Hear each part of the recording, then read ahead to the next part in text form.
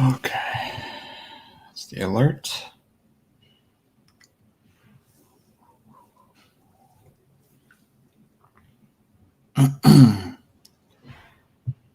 Tevin Anthony Edwards. Thanks for joining. Somebody test. Thanks for love. Thanks for tuning in. We'll get people in here as we usually do, and then I will text Reggie and see if he's ready to join or not. Dubboy, I don't think you can. Millie Johnson, Jesus Christ. How many accounts do you have? Fucking weirdo. Let's see. Third Degree, thanks for joining.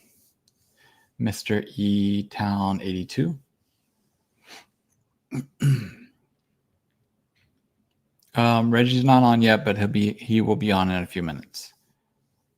GN, shout out to Bomb First, been watching lives since 2018, 2019. I appreciate that. Yeah, we've been doing lives for a long time. That's all we used to do, is just lives for the most part. James Hawthorne, thanks for joining. Stephen Smith, Maurice H, thanks for being a member. Maurice, appreciate that. Stephen Smith said my cousin. Okay. What's Said's last name if he's your cousin? John is with the petty today. I like it. I'm not petty. I just don't want to waste time on bullshit. Vinon Hutton. I probably butchered your name. I'm sorry about that. Reggie's not on yet. He'll be on later, so you can throw your accusations or whatever you want at him at that point. But you're definitely wrong. You haven't done your research, but that's fine. Felix W, thanks for joining. Jason Gensler, top of the evening to you as well.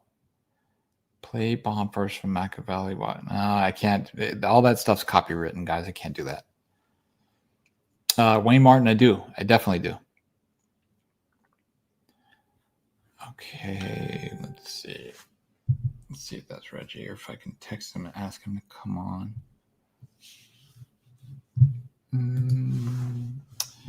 Okay.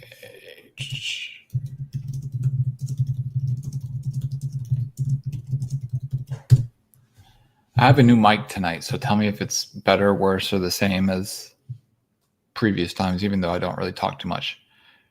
We're going to get our own bomb for... Oh, okay, yeah.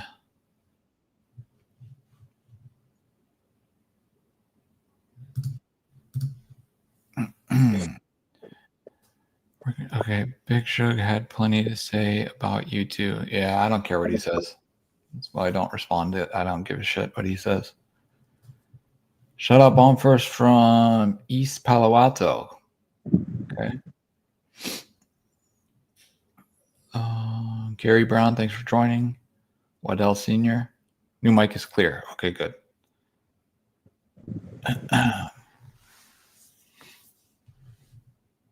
Let's see how many people. Okay, yeah.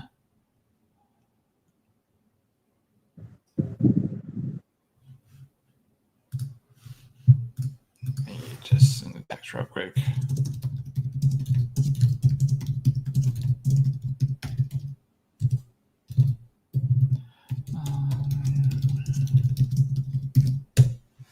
Okay. Okay, people from East Oakland, Alabama, Illinois, South Carolina, Slime Lover, South Carolina. I used to visit South Carolina as a kid. Mount Pleasant. I think that was the town. But yeah. Okay, let me see if I can get Reggie to come in here in a minute. There's about 150 guys. There he is. Welcome back, Reggie. Welcome back. What up, John? How you doing today? Good. You sound tired. Oh, just, there's thunder and lightning going on out here. Oh, really? Yeah, it's real overcast out here where I'm at. It's been overcast here today, but no rain or anything yet. So Yeah, it's raining a little bit, but nothing crazy. okay. Like a Miami thing. Yeah. Where it's quick. Yep. Yeah. What up, Gary Brown? My health is good. Yeah, I'm good. So what's going on with the Bomb First family? We just had to come back with y'all today just to answer any questions that's going on. Know a lot of y'all got questions. I know a lot of y'all like to troll, but we mainly do it for the people that got questions that care about us.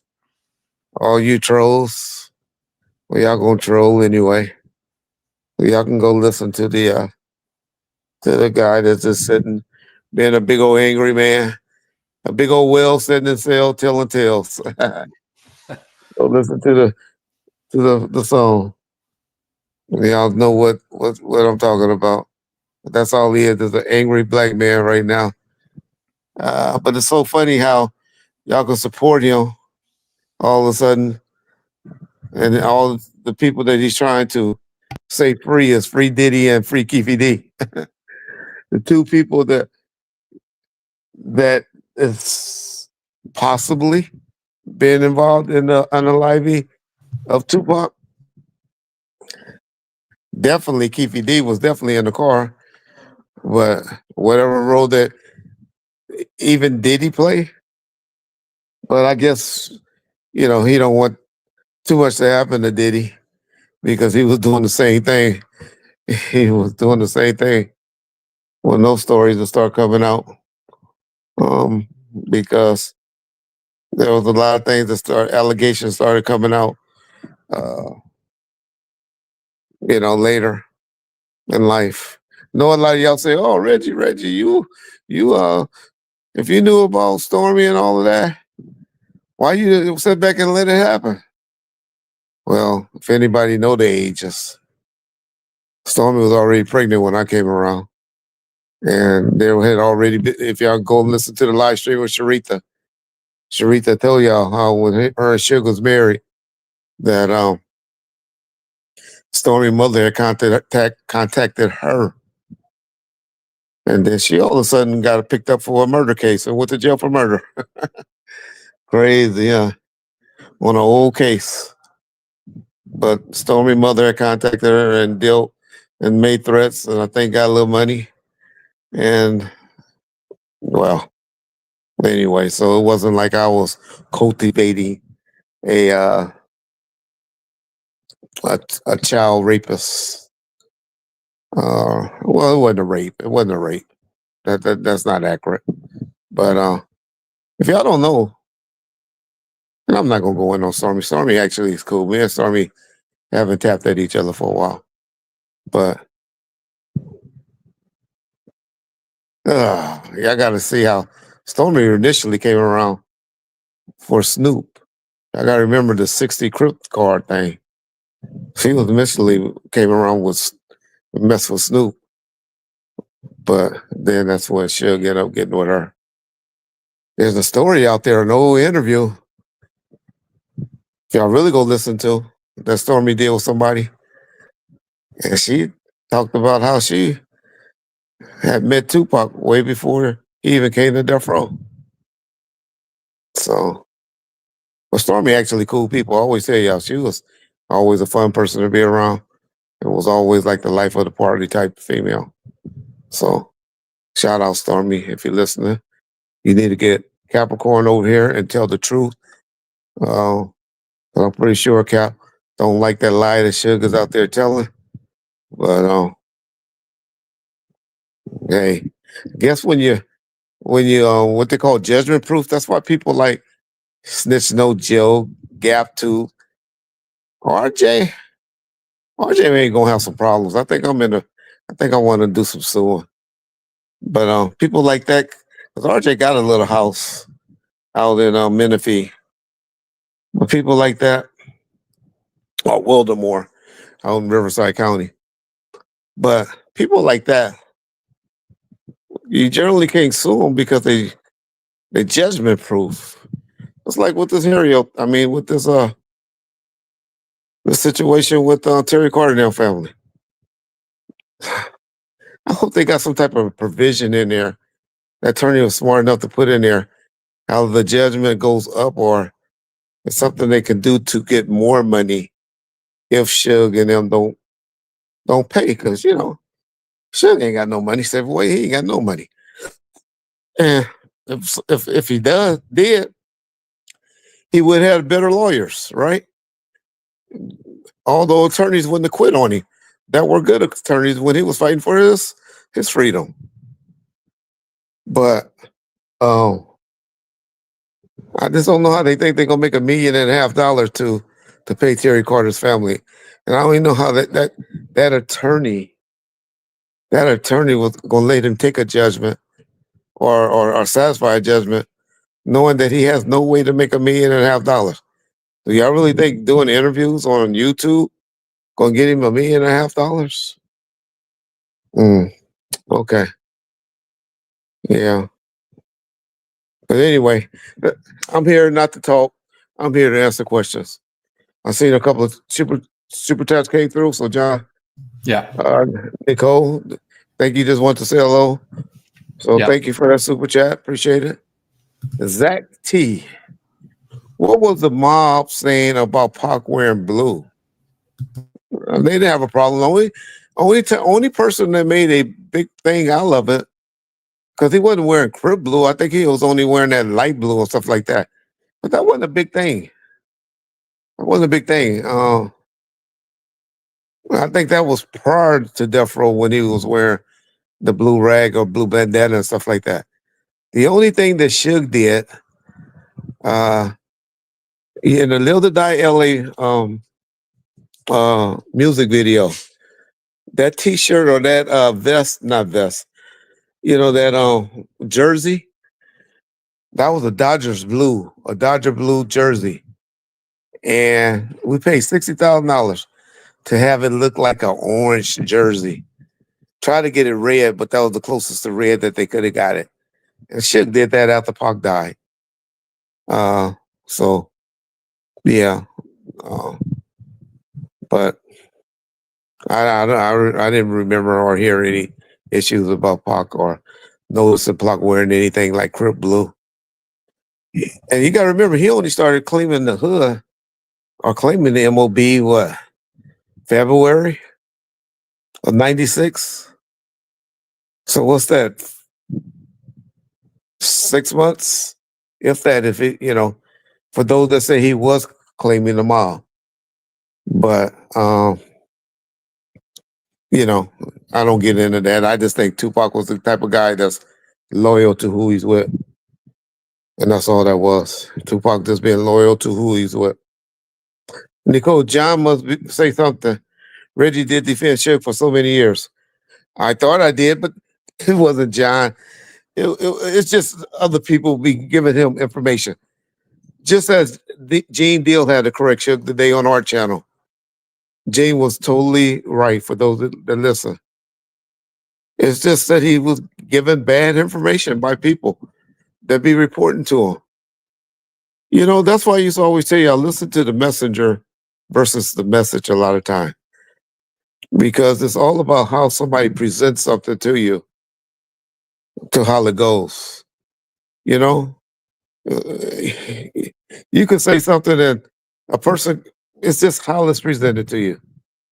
And that's the only reason he probably went in on Gene. Gene was mistaken when he said he only knew me 3 or 4 years ago. Y'all all know he did the live stream with us, in 2018 or 2019? So he was mistaken about that. But other than that, Gene was right on him on pretty much everything he said. And y'all know I don't defend Gene or in any type of way, but that's the only mistake he made. He said he only been knowing me for about 3 or 4 years, but it was actually in like 2018 when I think we communicated for a while. I don't know about the conversation. I don't remember talking about Biggie like that over the phone, where he said he overheard me say that. But I have said that on live streams, and I really think he mistakenly thinking when I said that on a live stream and all of that, that he kind of saying like he overheard it on the phone. But who knows? Maybe somebody The only two other persons that Gene and I know that are mutual friends would have been Gab. Y'all remember Gabo from Gab and Sam? I think he calls himself Machiavelli Media now. And my boy Rail from the 313. And Rail always say, Gene's a lie on that. Gene said, I ain't never connected y'all on the phone, and y'all didn't know each other was on the phone. So, but I'm not saying I never said anything like that, because I think I have. All right. Go ahead. I think Yes. Somebody asked on a super chat, Reggie, why do you think Suge is talking to G? That's that politics. The guy that's real close to G, his boy, from Looters, he did time in San Diego at Donovan. And I really believe, just because, when somebody out of prison for a long time, you usually know guys that's in there. And this guy that's real cool with him is real cool with everybody in the prison system. Everybody. I mean, he's a major Pyru or blood, and some would even say CV70. That's very, very well respected. And him and G and that particular guy are real close. So that's all that is. But why would he continue to, talk to him? I guess that's guys do that, Guys does that. Let bygones be bygones. Be glad it wasn't you that got caught up in it. And plus, he don't really love nobody that much. He didn't love Buntry like that. Man, I got some audio where he talks so bad about Buntry that if I leak that audio, that what he said about Buntry, he'll be done. That'd be worse than the audio that he said about Tupac. The audio that he said about Buntry. But I got to remember, people have family, and people don't want to hear that bull crap. But I don't know. Don't let James and their family give me permission to release it. Because the only reason I'm doing this, a lot of y'all think it's like, oh, grown man, 50-year-old man, 60-year-old man doing this stuff. Y'all don't understand. This shit ain't for most of y'all. Most of y'all really don't even care. This messes up people's lives and families and stuff. It's just this jab. If y'all don't think that audio where he talking about Tweet and all of them didn't checkmate Suge, oh my God. With his bull crowd, y'all just don't know how deep that went. Because most of y'all don't understand it or know it. But when Reggie do stuff, it's a reason behind everything I do. And I know I played chess. Never was that good in checkers. But I learned chess very well. Anybody that did any time in jail, they're pretty good at chess. All those Death Row guys were the underdog girls, underage girls. It wasn't just Death Row guys. In the 90s and the 80s, it's not right. I'll never try to sit up here and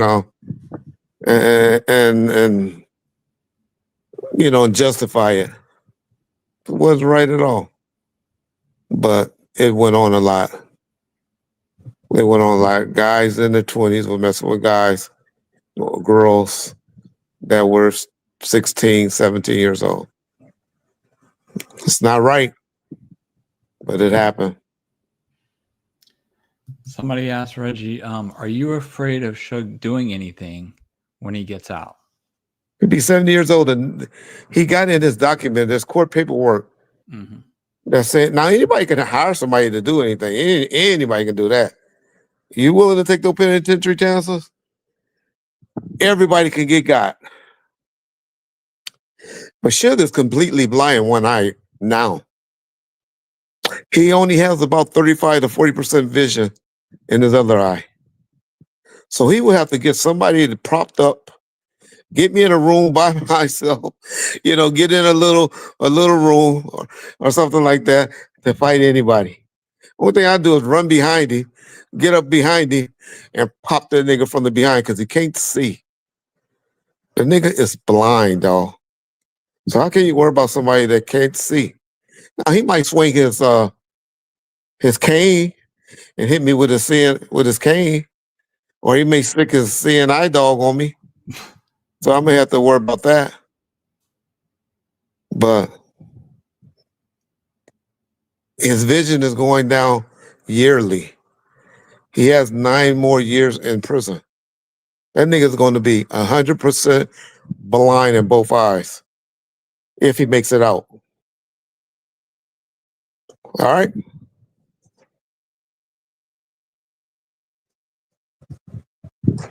All right, let's see. Okay, here's a good one that I see sometimes. Are you sure the audio about Tupac isn't AI? If I hear Suge lie on Pac, it will break my heart. I put well, John, did you say if somebody posts stuff, you got to put it in there or something like that? If something's AI or not? You don't have to, but YouTube does ask you when you upload videos now, does this contain any sort of AI that makes somebody look or say like something they didn't look like or do? So you're supposed to. You technically can get by not doing it, but there are a lot of things where, and I've never done it myself, but I've seen like stuff on news reports about it where you can run audio or photos through some kind of detector and it'll tell you the probability of it being a AI or not. Yeah. Okay, so that and yeah, I heard Vlad talked about it. Vlad have heard it. I have let Vlad listen to it. I know Wack don't have no credibility with you guys, so I ain't gonna mention Vlad Wack. John, shit, John, you heard it. John, is it AI, John? No, it's not AI. And if it was AI, when y'all hear it, y'all be like, okay, well, because it was vague. Y'all know how Suge talk and mumble and stuff like that. And so if it was AI, well, I would have made it better, you know, because he talks mainly more about the mother part and what the Yeah. mother do. What'd you say, John? No, you're right. Yeah, than what Pac did. But trust me, if it was AI, it would have been done differently than the way it would come out. But y'all gotta understand, my whole point for even talking about it is not that I believe or think it's true or anything like that. My whole point is this: if this supposed to be your little brother, your friend, why would you be on the phone talking to anybody like that or about that? Have the other audio that y'all been hearing? Do y'all suspect that of being AI? Have y'all heard him deny that? What he said is I edited because he wanted to throw a jab like I was talking about Wax mother or something like that. I ain't never met Wax mother in my life or even heard Wack talk about his mother. So that was just his way of trying to throw a jab. So he didn't say that was AI. He just said I edited and left the part where I called Wack mother a crackhead. So that right there show you that he's not going the AI route. Say Tupac fired you. Okay. If he fired me, I wish I would have known or that would have happened because then I wouldn't have had to be there. How can somebody call me and ask me for allegedly, which is a lie, send extra security or do all of that? Like I said before, if I was fired, I would have been like, nigga, okay. Those niggas couldn't move without, they were scared to move without me and my guys. And not so much for guns and or fighting and all of that, just because I was keeping them out of trouble with law enforcement. They were fearful of just getting in trouble and stuff like that. They had 10 to 20 homeboys with them, following them. That would have did anything for them. 2 of them did do something for them. You know, niggas just got caught slipping. I don't know why people just won't admit they got caught slipping. People get caught slipping. Reggie, Wack disappeared. Every time Wack say something about Tupac, I says, Wack didn't know Tupac. Why do y'all listen to what Wack says about Tupac? What I'm supposed to say? Oh, fuck you, Wack. Is that what I'm supposed to say? I didn't have a relationship with Tupac like that. Everybody disrespect Tupac. Y'all hear any of the outlaws going to his back like that? Do y'all hear Suge going to his back like that? So, no. Somebody sent super chat Reggie and asked, "Do you think Tupac would still be cool with Suge today?" That's kind of a hard thing to say about anybody in relationships. I'm not one that gonna sit up here and say they were on bad terms or anything. If it was true, like people trying to insinuate, like he was trying to sneak out and being sneaky to leave, no, it would have got bad. But I don't believe that. I don't believe that at all. I believe Tupac and Suge were 100. Now, people always complain and think, shit, I argue with John about thinking maybe he owes me more than what I want, or like that, or we have those discussions and stuff like that. That's just human nature with people. Everybody think they make shit. I'm sure at your job, you think you owe more or should get more money than what you make. It's just human nature, dog. Everybody, think that there's money, but y'all gotta remember, Tupac royalty wasn't, or his payments was just due 6 months after All Eyes on Me album came out, which was in August or September, when the payments was due. Whatever 6 months is from February 13th, 1996. Y'all got the groupie saying, and so y'all know all the studio time and all of that, and y'all got the groupie saying that I'm lying when I say that Suge didn't bring $1 million in a bag, in a briefcase. Man, people that say $1 million in a briefcase never seen $1 million. So when somebody tell you that there was $1 million in a briefcase, that's because they never seen $1 million. Y'all have no idea how $1 million look. It might fit in a duffel bag, a big old, but it's not gonna fit in no briefcase. But the groupie said I'm lying because I wasn't there. Reggie and Kevin Hackey picked up Tupac Shakur from the airport and brought him to the studio. But y'all keep listening to that gap tooth motherfucker. Please do. Okay. Couple of super chats. Did you have any interactions with Doug Young? No, I didn't. I heard of him, but I didn't have any interactions. I didn't know Doug Young. Okay. I know Daryl Young, which is Dog Man. Yeah. But not Doug Young. Okay. Somebody asked, what was your first impression of Tupac? I mean, Dear Mama and all of that was out. I saw the videos. I Get Around and stuff like that. I thought he was just another artist. You got to remember, I was around Dre and them prior. I was around Snoop and all of them prior, and Suge and all of that. So I just looked at him as another artist, to be honest. I didn't look at him as a better artist or a more important artist, to be honest, than Snoop or Dre or any of them. And so y'all don't get it. Y'all don't like to hear it. But Tupac became a bigger, more superstar.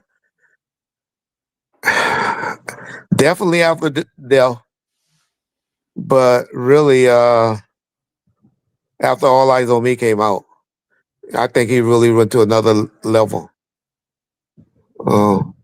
But one thing I did notice compared to the other artists, that nigga wrote a lot. He was in the studio. He was always working, and didn't appear to sleep that much.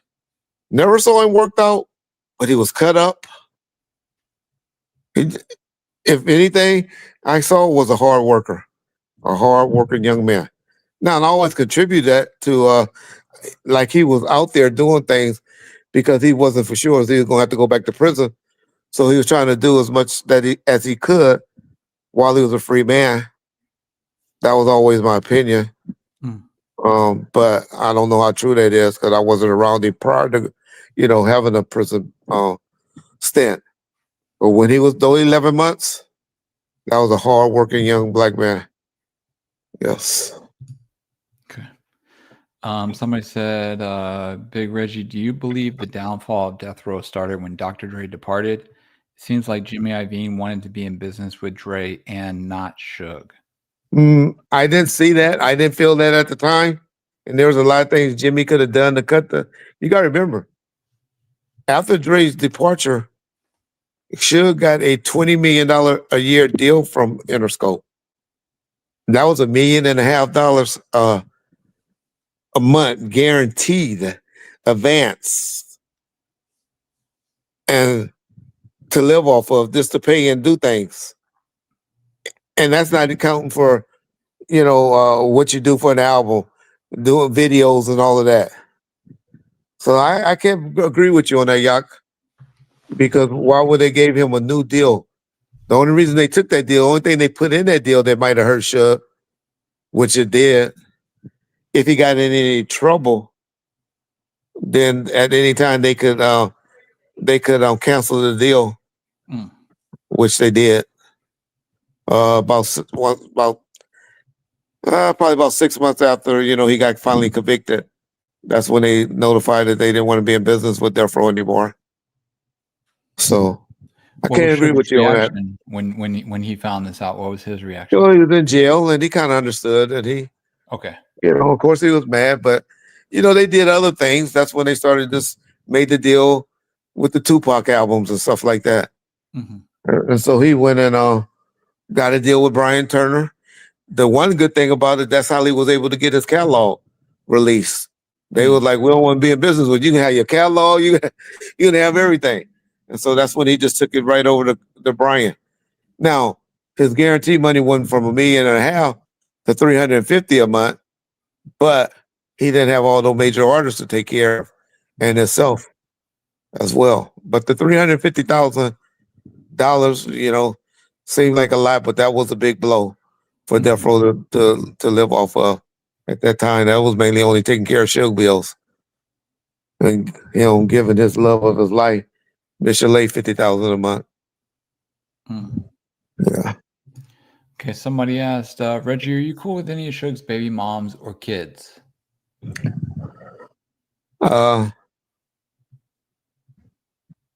One, two I talk to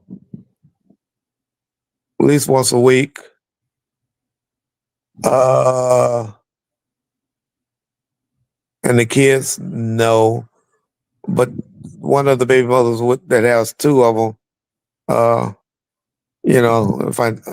have no reason to really talk to the kids. So I guess I'll say no on the kids. But two of the baby mamas, yes. Okay. And then y'all all know and saw how me and Sharitha was close at one time. When she was coming to do the live streams. Me and Sharitha just really fell out over the live stream. While I was in prison, over something I said over one of the live streams about Suge's sister. And she called John and said something to John, and I took offense to it. And then that's when I kind of stopped fucking with her. Yeah.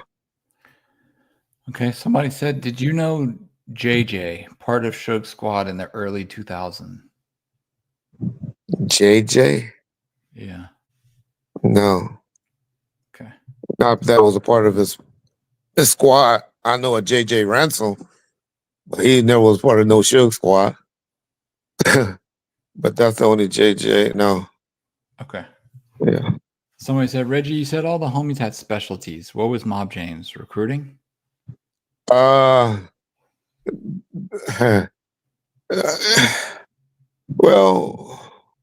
initially recruiting and being one of the homies to hang with him that would fight and was loud and had a Paru reputation with the other Paru sets, like when he had issues or ran in with the bunny hunters and stuff like that. They respected him not to do stuff, him and or Big Walt or something like that was around or with him. But that would be Miles James one. Just somebody that was very well respected. I would have called James. Nobody wants to be labeled this. But if I would have had to testify in court on the, as a gang expert for the city of Compton, I would have called him a leader of the Mob Part Rules gang, not the leader, not the leader. I'm saying that again, not the, but a shot caller from the Mob Part Rule area. Is what I would have felt comfortable testifying in court saying that. Okay. Somebody sent a super chat and said, Reggie, did Suge get along with the Boo-Yaa tribe? Yes. Definitely. Right when I was on the way out, when Suge first came home, they were around. They were around all the time. I think mainly our boy there in Vegas brought them around somehow. Yeah, I remember the guy we did the interview, the producer there in Vegas, brought them back around, but Suge had always knew them. But they were around tough, and I left in like 2001, the end of 2001, 2002. I left February 2002, and they were still around, and they were around. So Suge came home in August of 2001, and probably about October, November, they were around, and they were around. But when they left, I don't know. But when I left, they were around. Yes. Okay. Reggie, did you ever have a friendship with the Outlaw Kastro or know his whereabouts and why he doesn't rap or do interviews? I was cool with all those, as far as, hey, these were Tupac's little homies when they were around. But now he's he's a part of the family. He's really a family member. And so I don't know how the estate divides up that money. But I heard he went to school and got a degree in engineering or something like that. And his mother definitely still benefits somehow from the estate on Glow. And I believe he's on Glow's son, as I remember. And he's just out there chilling in Atlanta. But I know he went to school and he just stays away from all this stuff. Yeah. Okay. Somebody said, did you see Little Rod or G when you went to prison? No. They were in a real prison. I was in a fake prison. I was in a work camp prison, but it was right on the outside. But no. G was, I heard, he was at Victorville at that time. But Little Rod was at the at Atwater, where I was at. But the only time we went into the prison is when we was locked down. My last 30 days because of that COVID shit. They kept you isolated, and then when we had to go over there and make their breakfast and stuff when they were on lockdown, and so that's the only time you would maybe see some inmates. Some of those is while you was making their breakfast or dinner or lunch or stuff when they were on lockdown. Yeah. Okay.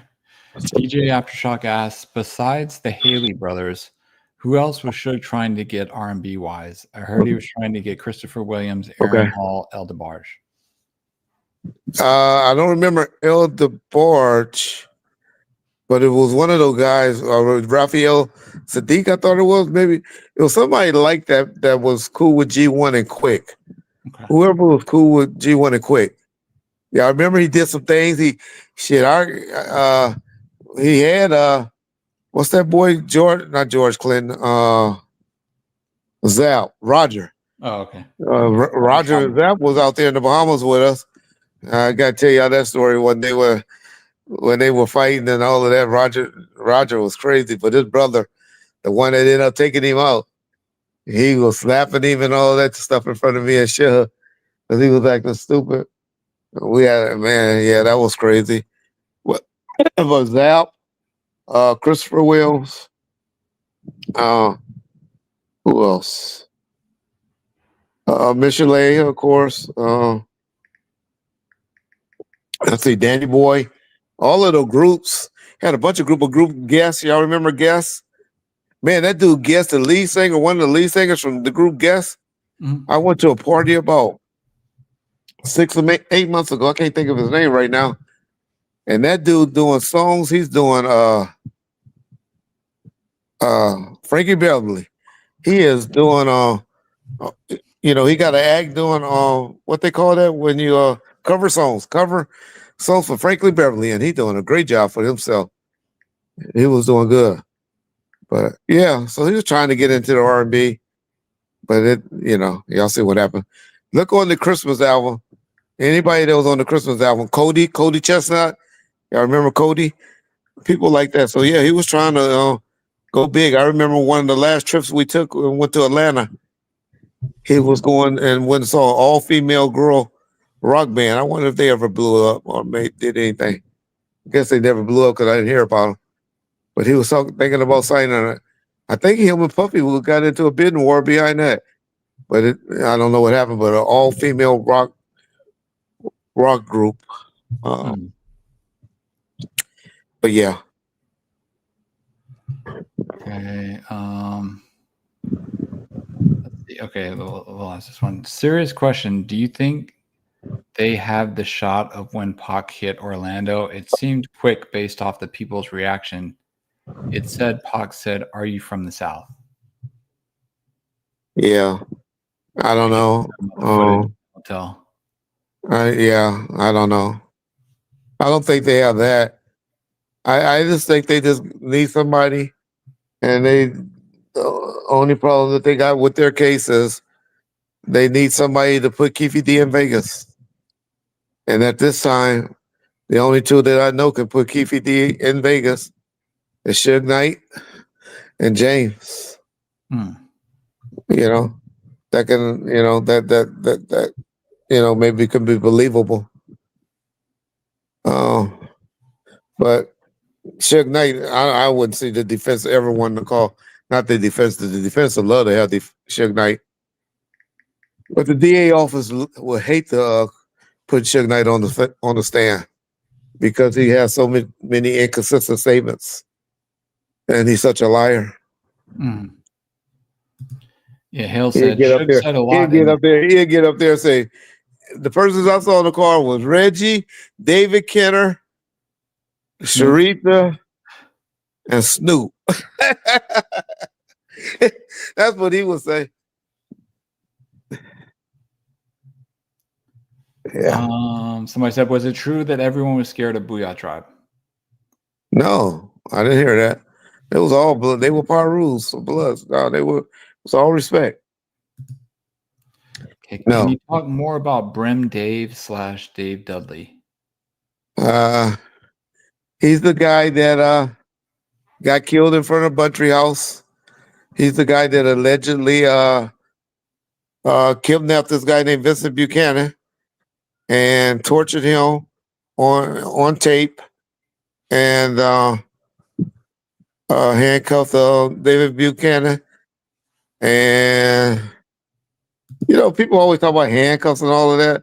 I done heard more now that it was some fucking plastic bags or something like that they had tied his hands up with. When I always thought it was some handcuffs, but somebody was just telling me the other day, man, it was tied up with some plastic bags or some shit. But that's who he was, and they were hitmans, apparently. And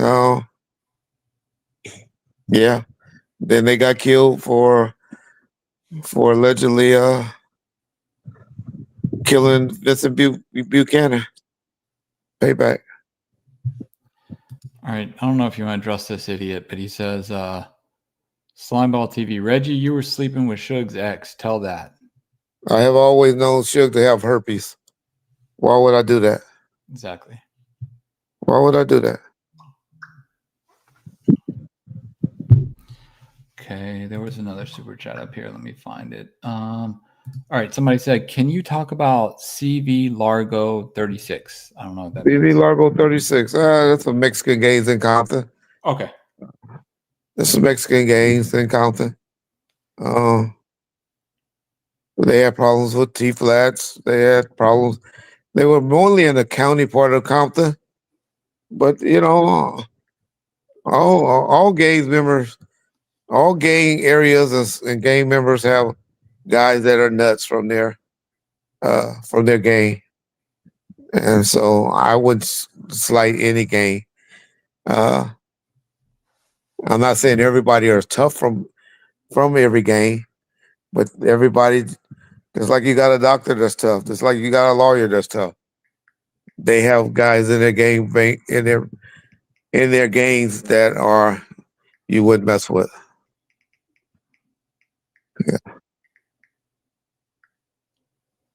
Okay.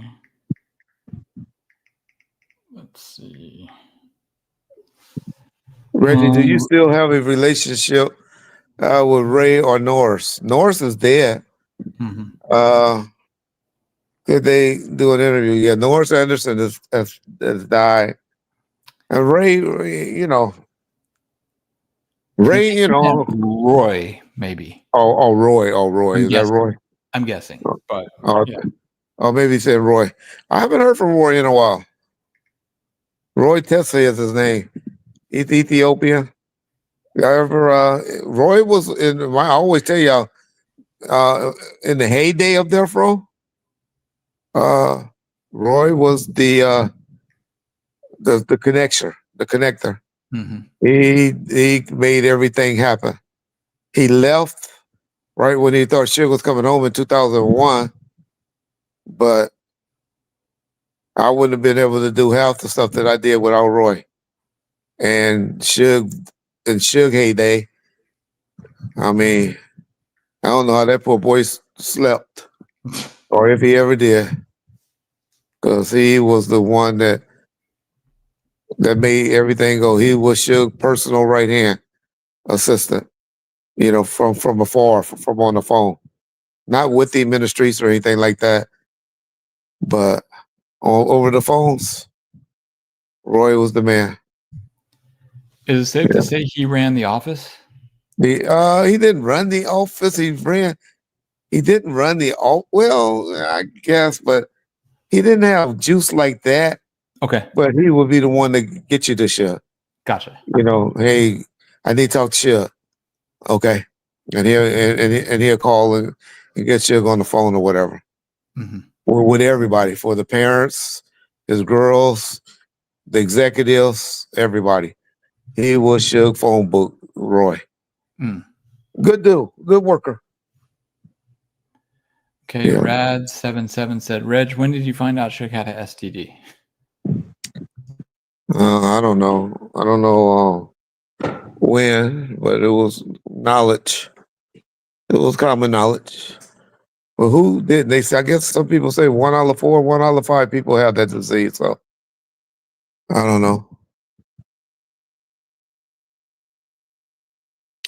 But I don't. Okay. And I don't want it. All right. Reggie, in a 2003 interview with Corrupt, he claimed that Daz was raped by Bloods while on death row. Was that true? No, that's not true. Nobody did no raping or nothing like that in 2003. I think they were just beefing at the time. They did some diss songs towards each other. Yeah.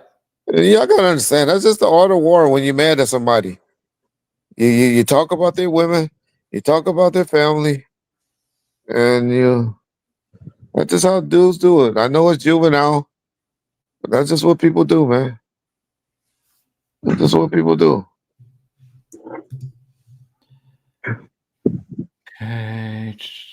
Okay, let's see. I mean, this is not true, but I'll read it to you anyway. Suge said out of his own mouth that he hit Easy with a dirty needle, which he said that jokingly. He was on a talk show. Yeah. And he didn't say it like that. He just insinuated that. But he was joking. I try to tell you all the time, Suge just a big old comedian. But he did not. Suge probably, he would. Who had a syringe with HIV in it? He was telling a joke, y'all. I'll tell you everything, Elliott. It was a joke. He was telling a joke. He was just trying to be funny. Somebody said, besides heroin, has G ever been touched? Not to my knowledge, no. Not to my knowledge. Okay. Know somebody that shot up his house before. Okay. Somebody said, Reggie, can you please tell us any personal encounters you ever had with Eazy? None. Just worked on the video shoot when he did that video compensated G's. I seen him there and worked that video shoot. Actually, my father ran that security detail. He ran that for the city, for the police department, because they hired cops to do it. They did some taping inside the city jail. The mayor at the time, Omar Bradley, and him was cool. And they had the police department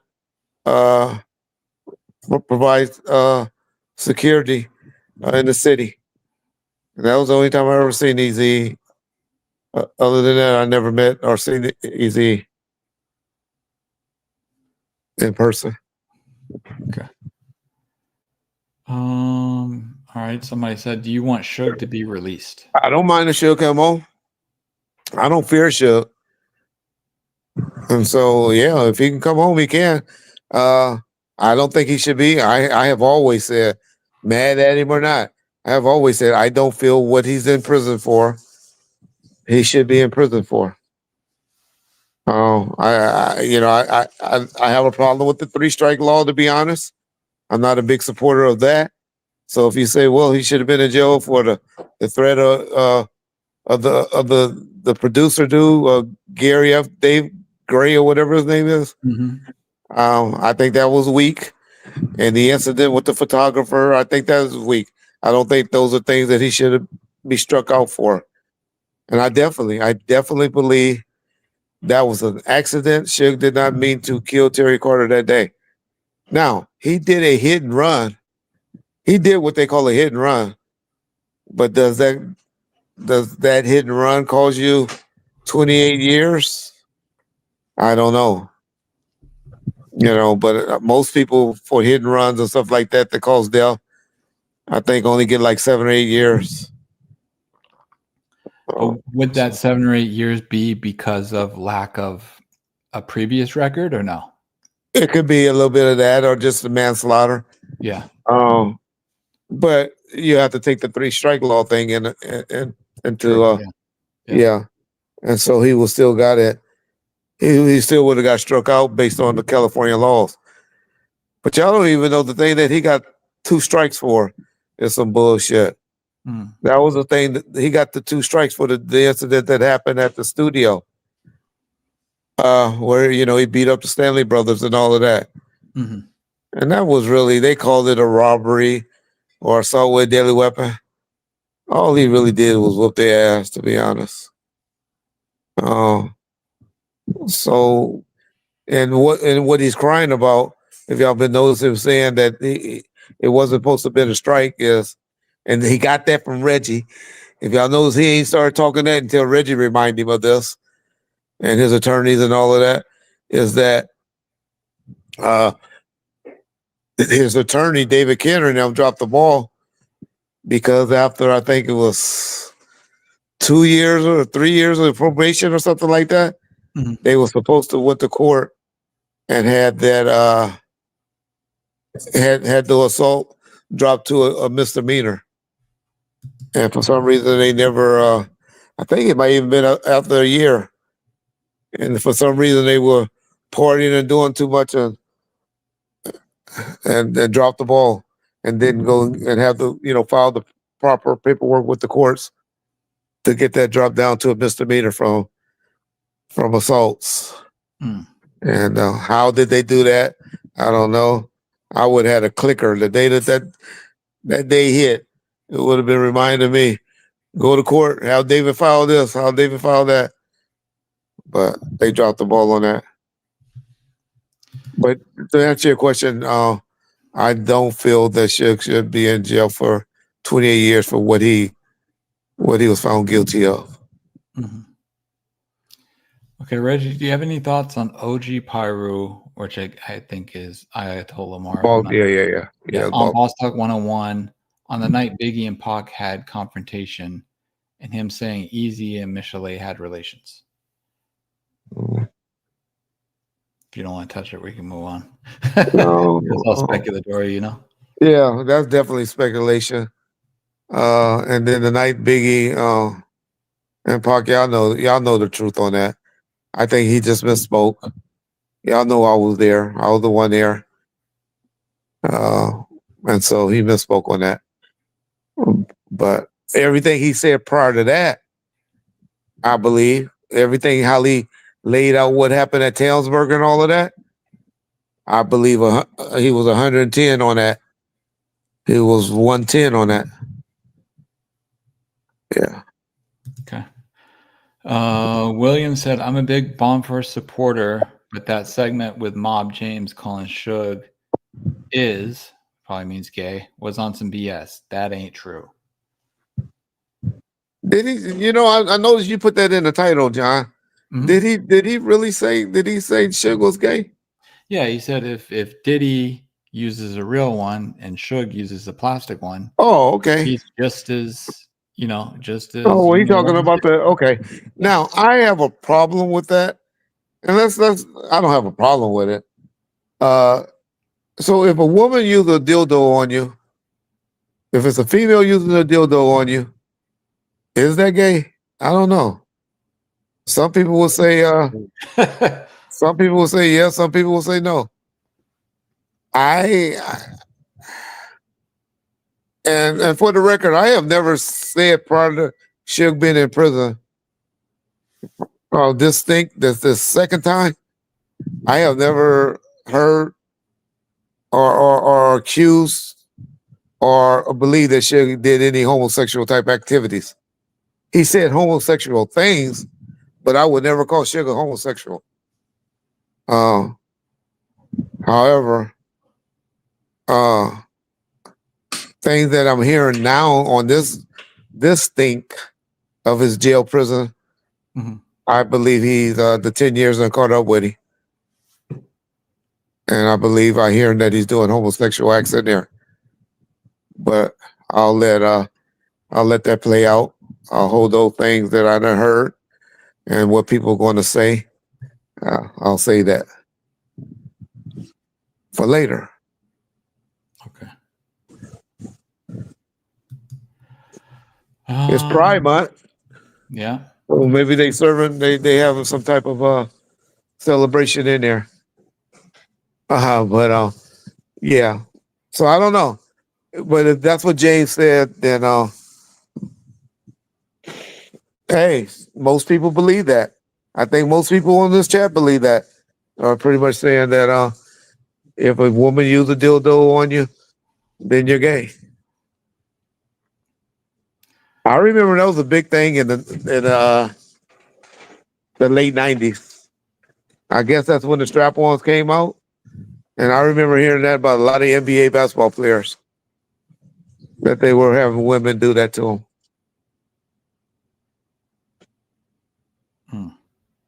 Yeah. Somebody asked, did Kid Rock ever take you or Wack into the 60s? No. No, I never. We shot a video in the 60s, Crack 'em. I don't know how that went down. For Crack 'em, let me at 'em Mm-hmm. with Low and them.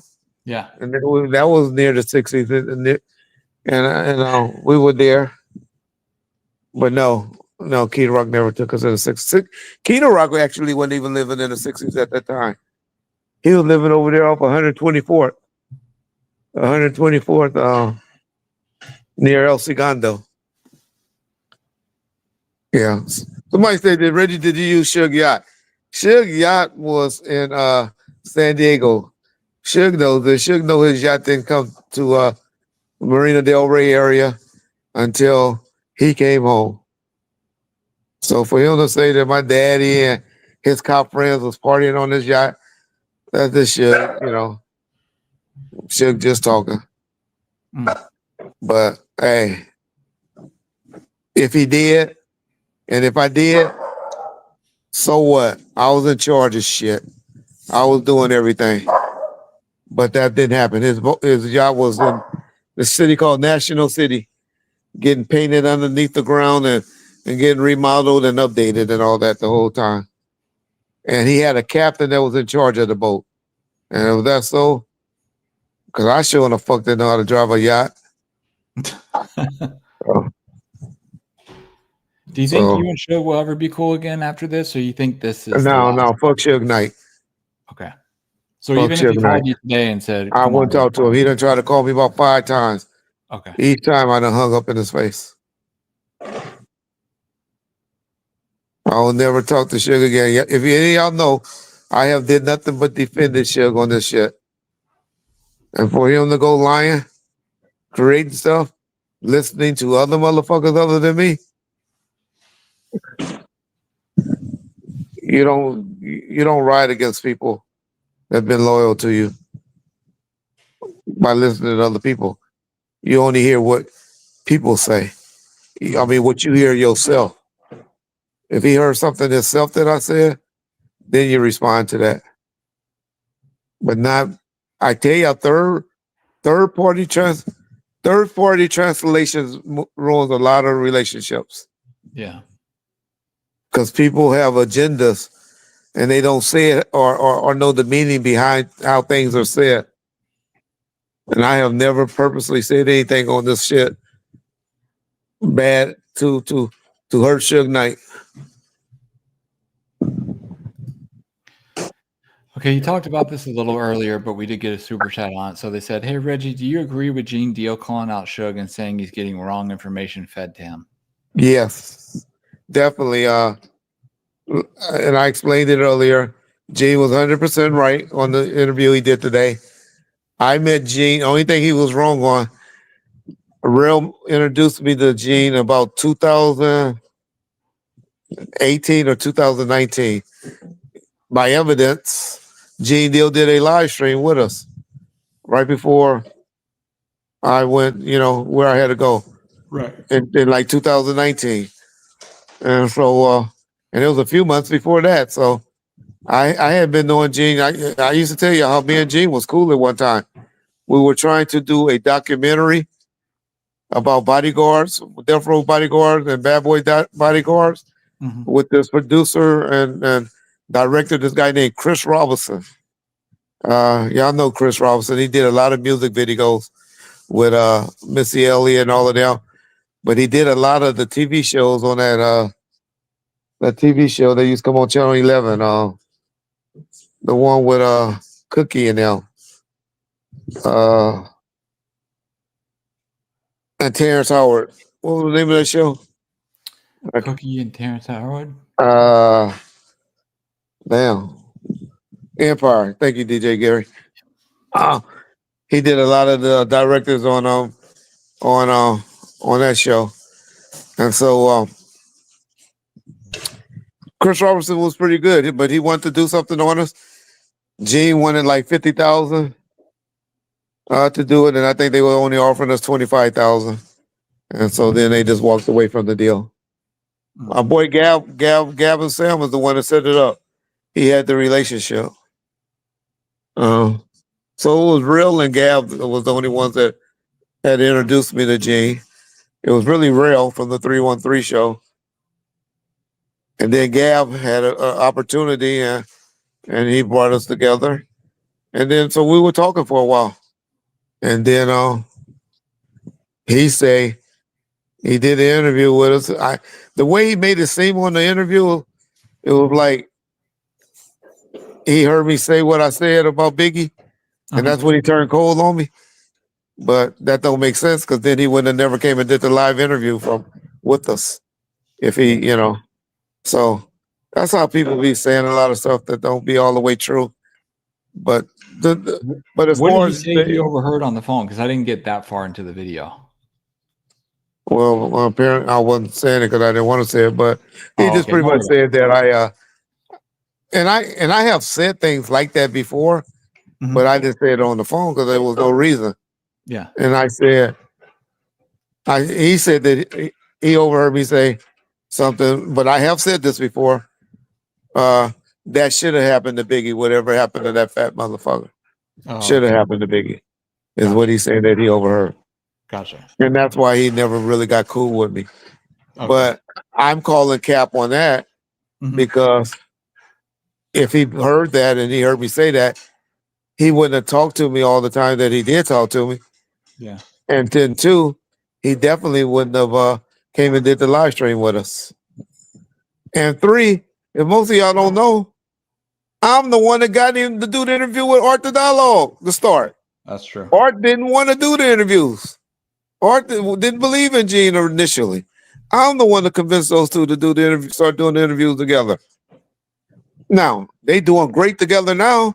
They have developed a great relationship, but I'm the one that introduced and put those two together. But that's another story. And in fairness to Gene and the way he's doing the interviews and stuff now, and the way, he's kind of a quote unquote celebrity as he go walking in the courthouse and people want to take pictures with him and stuff. Maybe he knew his worth. Maybe he knew he was worth 50,000. I don't think so. I think he got his I think Art Channel did a great job of building Gene up. And now that's why he's doing what he's doing. But they do a great job together. Yeah. Okay. Somebody said, will we ever get real answers about Tupac and Biggie's murderers? Or will everyone that knows remain quiet forever? And is anyone Will we ever get alive real to know? answers about? Okay. Oh, I sorry. really believe that the truth is out there. You guys don't believe it, but I believe 95% and definitely 100% of the findings of murder rap. I get in trouble every time I say that. And everybody say I'm accusing Suge of being involved in the murder of Biggie. But that's what I believe. I believe the murder rap investigation findings is accurate. And y'all always say Greg Kadings. Greg Kadings, he's dirty, he's this, he's this. There were 15 cops on that murder rap investigation. 15 other cops, FBI agents, DEA agents, LAPD agents, Los Angeles Sheriff Department, what else? Postal. All of them didn't know each other till they got on that task force. You think they all gonna be creating up lies and stuff for each other? But I know we watch a lot of TV and everything's on TV is dirty cops in movies and stuff. But trust me, everybody's not dirty. There's dirty cops out there, but everybody's not dirty. Okay, somebody asked, Freeway asked, who called the police on Suge 3 days after Pac died when Hammer got pulled over? Yeah, that's a good question. That's a good question because I've seen the groupie and a couple of people been running that. The cop, this guy named Ken Knox, puts that in the report and he used my name and said Reggie Wright. The confidential informant told him that. Anybody that knows anything about Reggie, even Suge and all that, know that 3 days after Pac died, I was still in Las Vegas. 3 days after Pac got shot, if that's what they're trying to say it was, I was still in Las Vegas, Nevada. I'm the one that went and got the ashes and all of that a day or two later. Me and Suge and this girl Tammy and all of them, we went and saw Dionne Warwick perform. We went and met with the investigators after Pac died all that week. And so I don't know if that's some paperwork that got documented or if that cop, because he said the studio manager, and we found out later that Kevin Lewis, when he had got assaulted up there at the studio, him and this cop Ken Knox made had got a relationship when Mark Williams and them beat him up and all of that. But I can honestly say, I couldn't tell you if Ken Knox is black or a white guy. I have never met him. And I think that's what you call PC, because most people don't know they went and raided the studio after that, and that's why we moved. We moved out of Canal and went straight to the Bahamas after that, and that's when we went to the Bahamas. So I saw that out there. I seen that report.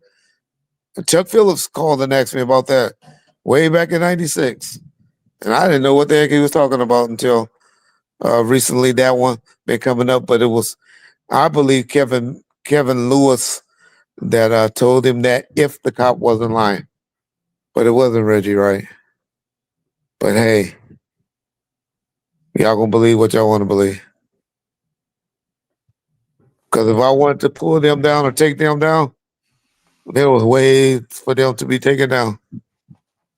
Trust me. If I wanted to do that. Kevin Gaines is a killer, and Reggie Wright Jr. knows it. Yeah, why would Kevin Gaines do that? For Suge? For David Kenner? For us? I don't know why y'all believe that.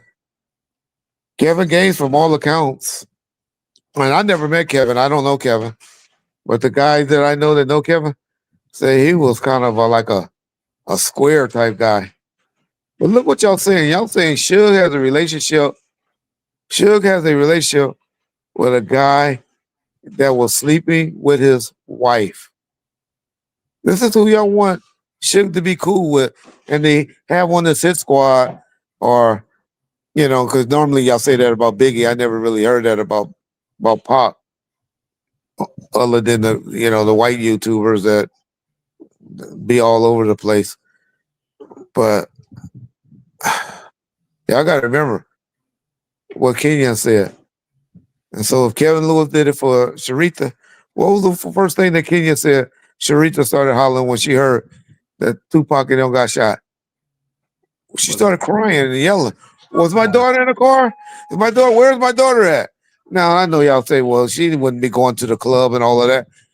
But nobody knows what was going on. Where would she been going? Because she could have been, she could have been on the way to the club. I mean, on the way to, to take her and drop her off at the mother house or whatever. Yeah. But y'all just want to make stuff all of what y'all hear from YouTubers. RJ Bonds is going to be exposed. I'll tell you, on July the 2nd, y'all going to see how much of a liar this dude is. Because those jurors on that case going to say, we don't know what he's talking about. We didn't say that. We didn't say that. That's not what was said. His credibility is going to be so shot July the 2nd. Y'all just wait. I'll see y'all. Well, I might not talk to y'all July the 3rd because that's my wife's birthday weekend, and so I may not be available. But July the 7th, July the 8th, that's going to be funny. We might can do it July the 2nd because we ain't going to start partying that early. But man, RJ Bonds is going to be exposed as the liar that he is, because I can't see those jurors saying that they said all of that, and no people are going to tell it, because if the one juror said, the one that he gonna have to say who said it and who he said it to, and they all gonna be like, huh? What is this man talking about? But we'll see. Y'all see. Y'all gonna see it play out. Y'all make sure y'all be tuned in July the 2nd. I hope John by July 2nd learn how to play that stuff over the air where we can play it live. Mm-hmm. Like they did the Wack show. We got to figure that out, because July the 2nd gonna be some good TV. Yeah. That's gonna be some good TV, court TV.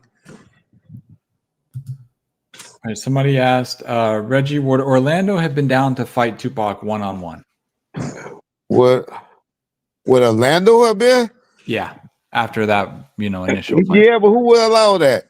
Ain't nobody gonna allow. Y'all always say, well, why Reggie? Why you allow? Man, nobody was letting Tupac do no fight one-on-one. Tupac was the mega star. He was their bag. Buntry or Neckbone or one of them would have took that fade. But they wasn't coming there to ask for no fade. Man, those niggas would have got snapped. They would have got rack packed. Y'all don't know how many Pyrus and Bloods was at Club 662 that night. No, they were. That's all a lie.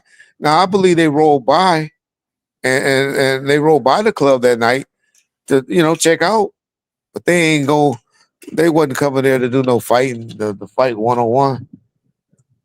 And I thought he supposed to have a bad arm, which y'all gonna find that out to be a lie. The good thing about trials is y'all think y'all know everything about these cases. Y'all know everything. The DA haven't played everything, haven't told y'all everything. Y'all only know the stuff that YouTubers have found out.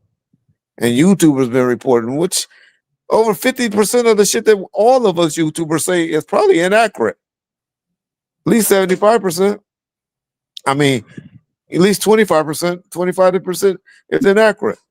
There's things that prosecutor knows that haven't been played out yet, y'all. So let's stand by. Let's stand by. There's people like Steve Ragg, Corey Edwards that's gonna tell y'all some stories. Dirty Rock, D-Rock gonna tell some stories. There's a lot of people that's more focused to this case and closer to this case that's going to be talking. Okay. Somebody asked, Keisha Cole did a Drink Champs interview and told a story about Tupac having smelly feet. Is she a liar? Yeah, I didn't hear that one. Keisha was young, y'all. Y'all got to remember, 14-year-old. She was 14 years old at the time. But I don't know. I'm not going to, I don't have no war or no problems with Keisha Cole, so I'm not going to sit up here and create one. Because, y'all know I got a lot of love for her brother, Nutso. Me and Nutso are real cool, so yeah. I didn't hear that, but yeah, why would she say that, Yeah. Why would people say stuff like that on interviews? When they say stuff like that, they're trying to get clicks and go viral to say something like that. Yeah. I don't get people motives when they say stuff like that. Okay, another super chat says, why did Ruben Palomares, maybe I'm saying that wrong, say on Vlad that Rafael Perez did work for Death Row? That was the opinion, and a lot of people believe that. I'm going to send you I'm going to go away and I'm going to send you a text that between Greg, Katie's, Ruben, and Vlad. Okay. Vlad may get mad at me, but I'm going to send you what was said. But Ruben just be talking, and that's just what. But I'll send y'all the text, and then y'all decide what y'all want. Hold on. Okay. But anytime anybody says David Mack and Rafael Perez worked for Death Row, there's so many photos of every single event and so many videos.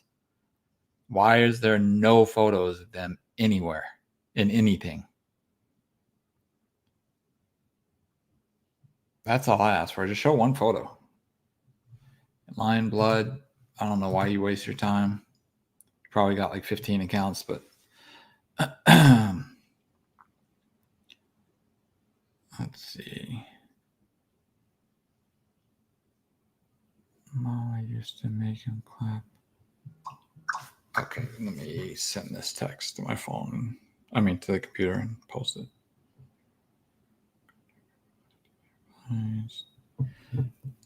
Okay, let's see if I can share this. Quick share. Accept.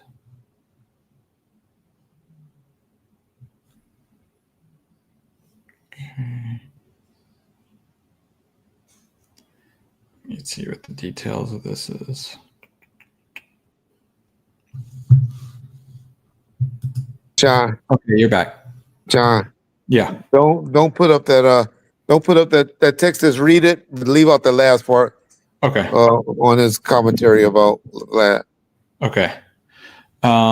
It says, after the interview, Ruben contacted Vlad and advised him he misspoke and admitted he only heard rumors about Mac Perez Gaines working at Death Row. He didn't actually know. You can say what he said to Vlad, but not what his opinion is about Vlad. Vlad ignored it and left Ruben's comments in and didn't clarify that Ruben recanted. Okay. Yeah. All right. So y'all take that for whatever it work. I'll take that for whatever it work. But yeah, I did hear that, and I was surprised when I heard that as well. But What did you think? Reggie? Somebody believe asked. the Oh, police sorry. chief said. Go ahead. No, you're Go good. ahead. You know, the chief Gates said, not Gates, Parker said the same thing.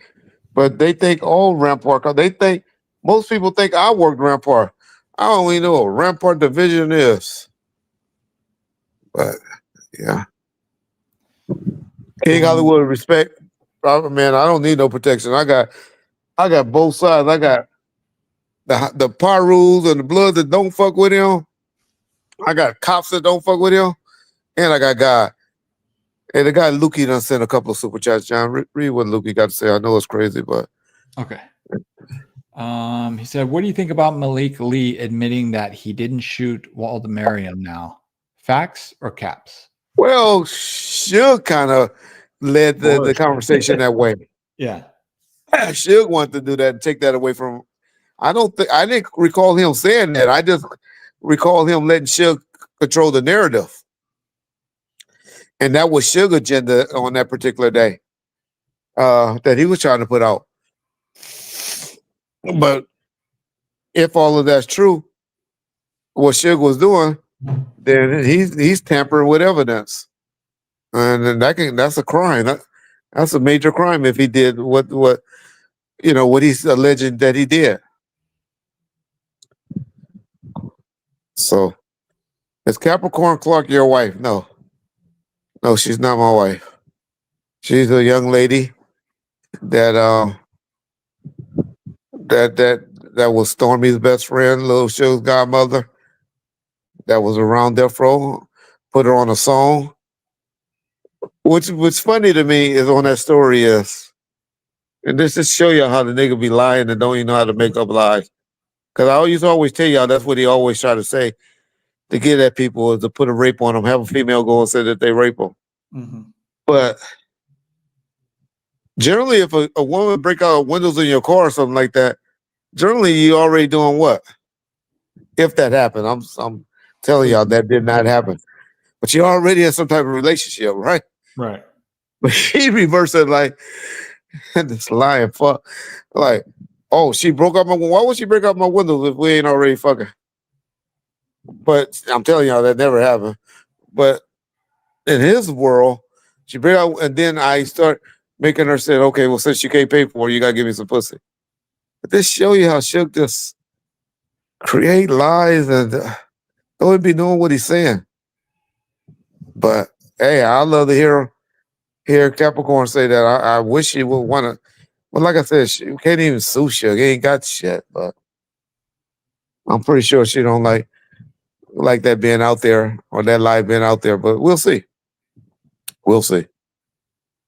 But even Suge always exaggerating. You know, he always talking about $1 million, $1 million. Court testimony. Capricorn testified in court that she only got 500,000 from Interscope. I just tell you, everything is exaggeration with him. Just a lie. Just a fucking liar. But hey, will any right way employees be called to testify? No, to where? Are you talking about the KVD matter or Diddy's? I can't say. Shit, the only one that was there, any right way employees that was there was Frank. And they have to have a say on to get Frank. So no. Tim Wills would be a good one. I mean, but who cares about all that? The prosecution don't care about the protocols of breakdown and all of that. They just want to know who pulled the trigger and who didn't. Yeah. So no, Maitre. Puffy charges are silly. Well, today was a good one. Today was some good things being said. Today, it's the trial is starting to heat up, y'all. There's some things today that's being said. The hotel manager, that one? Yeah, well, that the cover up. So that right there show. What is that? What would y'all call that? That's right there called that's bribery. Bribery, yeah. Yeah. So right there, that's bribery and something else that is. That's bribery and they had to get sure they had to get that guy they had to give that guy fucking immunity. I'm sure he had to have immunity because Yeah. technically he did tax fraud, can receive $50,000 and don't pay taxes on it. And I heard it was 100,000, 50 to him and 50 to his boss. Yeah, he So gave that's a well lot what of he did from what I understand is because I read a bit of it today. He gave okay. 50 to his manager, who was the one who went in the server room and pulled the video, and then he gave 20 to or maybe even 30. I think it was 20 though, to another coworker who knew about it, and then he bought a used car with cash for the rest that he had. And that Okay. he didn't deposit it into a bank, and he didn't notify the IRS about it. Oh, they did ask about the IRS part. Yeah, Yeah. they did. Yeah. He admitted he didn't. He admitted he didn't notify anybody. Gotcha. Yeah. Will KVD get convicted guilty for murder? They're gonna have a problem. They have a problem with putting KVD in Vegas, I think. Was I Corey mean, Edwards in Vegas? huh? Was Corey Edwards in Vegas? Yeah, Corey. There's a lot of people. I'm trying to Okay. think of that basketball player. What was that basketball player that they supposed to win and said and talk to at the bar? I don't know. It was a basketball player that they always talked about. I know he went to UNLV. I remember it was a basketball player. He went to UNLV, but I forget what professional team he played for. But he posted, what was that basketball player? I remember he used to have a boat. Stacey Augman. Thank you, James. Stacey Augman could put him there too.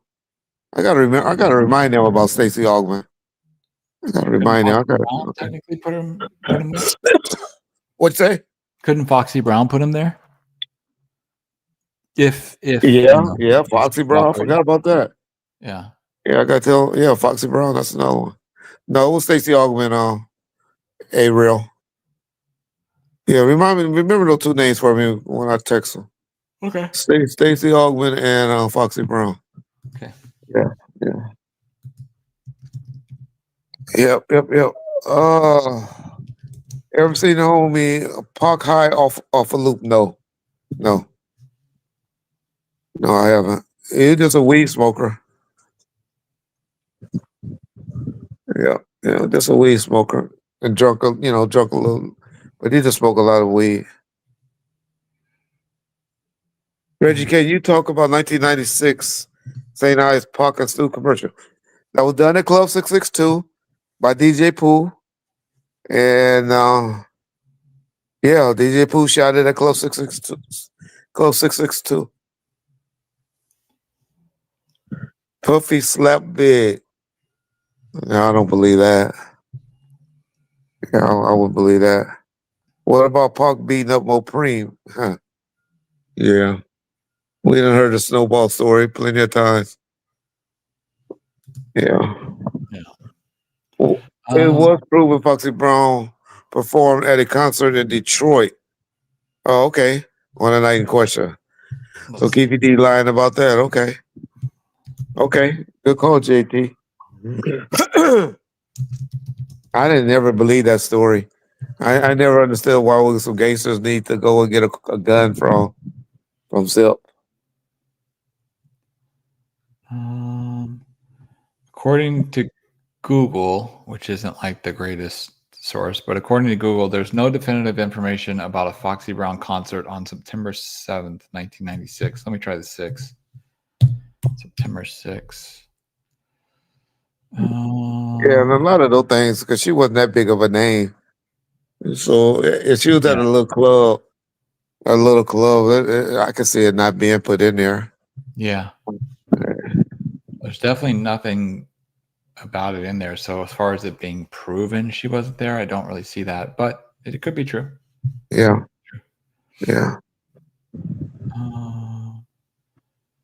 All right. Somebody said, if Pac lived, does he beat his case? It seems like he recorded music as if he thought he was going back to jail. Good call, Freeway. I agree with you on that. That's why I always tell people that, why he was working so hard, in my opinion.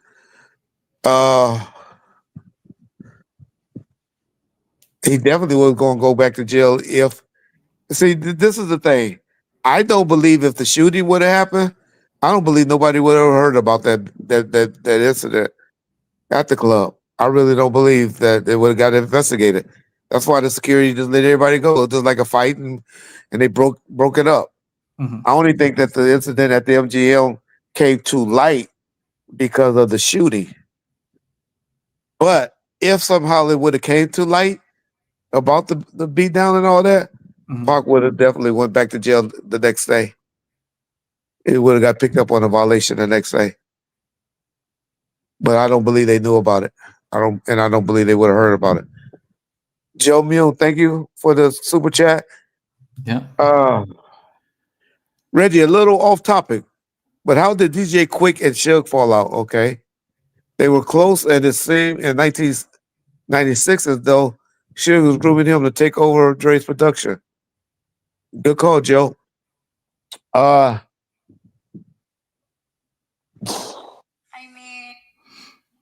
That's a good call.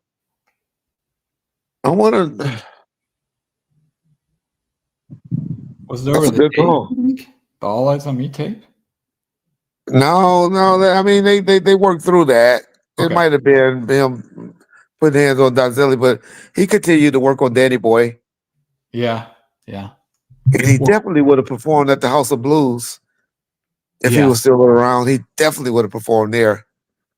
Because the Bloods and the Parus loved DJ Quik. Yeah.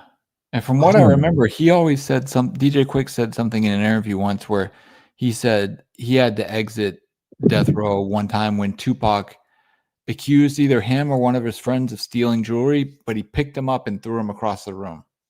I don't know if that's exaggerated or what, but I don't know if that brings any memories to you about it. Only time Quik picked up somebody, that was in New Orleans. And that was in January when he threw a security guard. Oh, no. He was saying that Suge picked him up and threw him across the room. Oh. Yeah.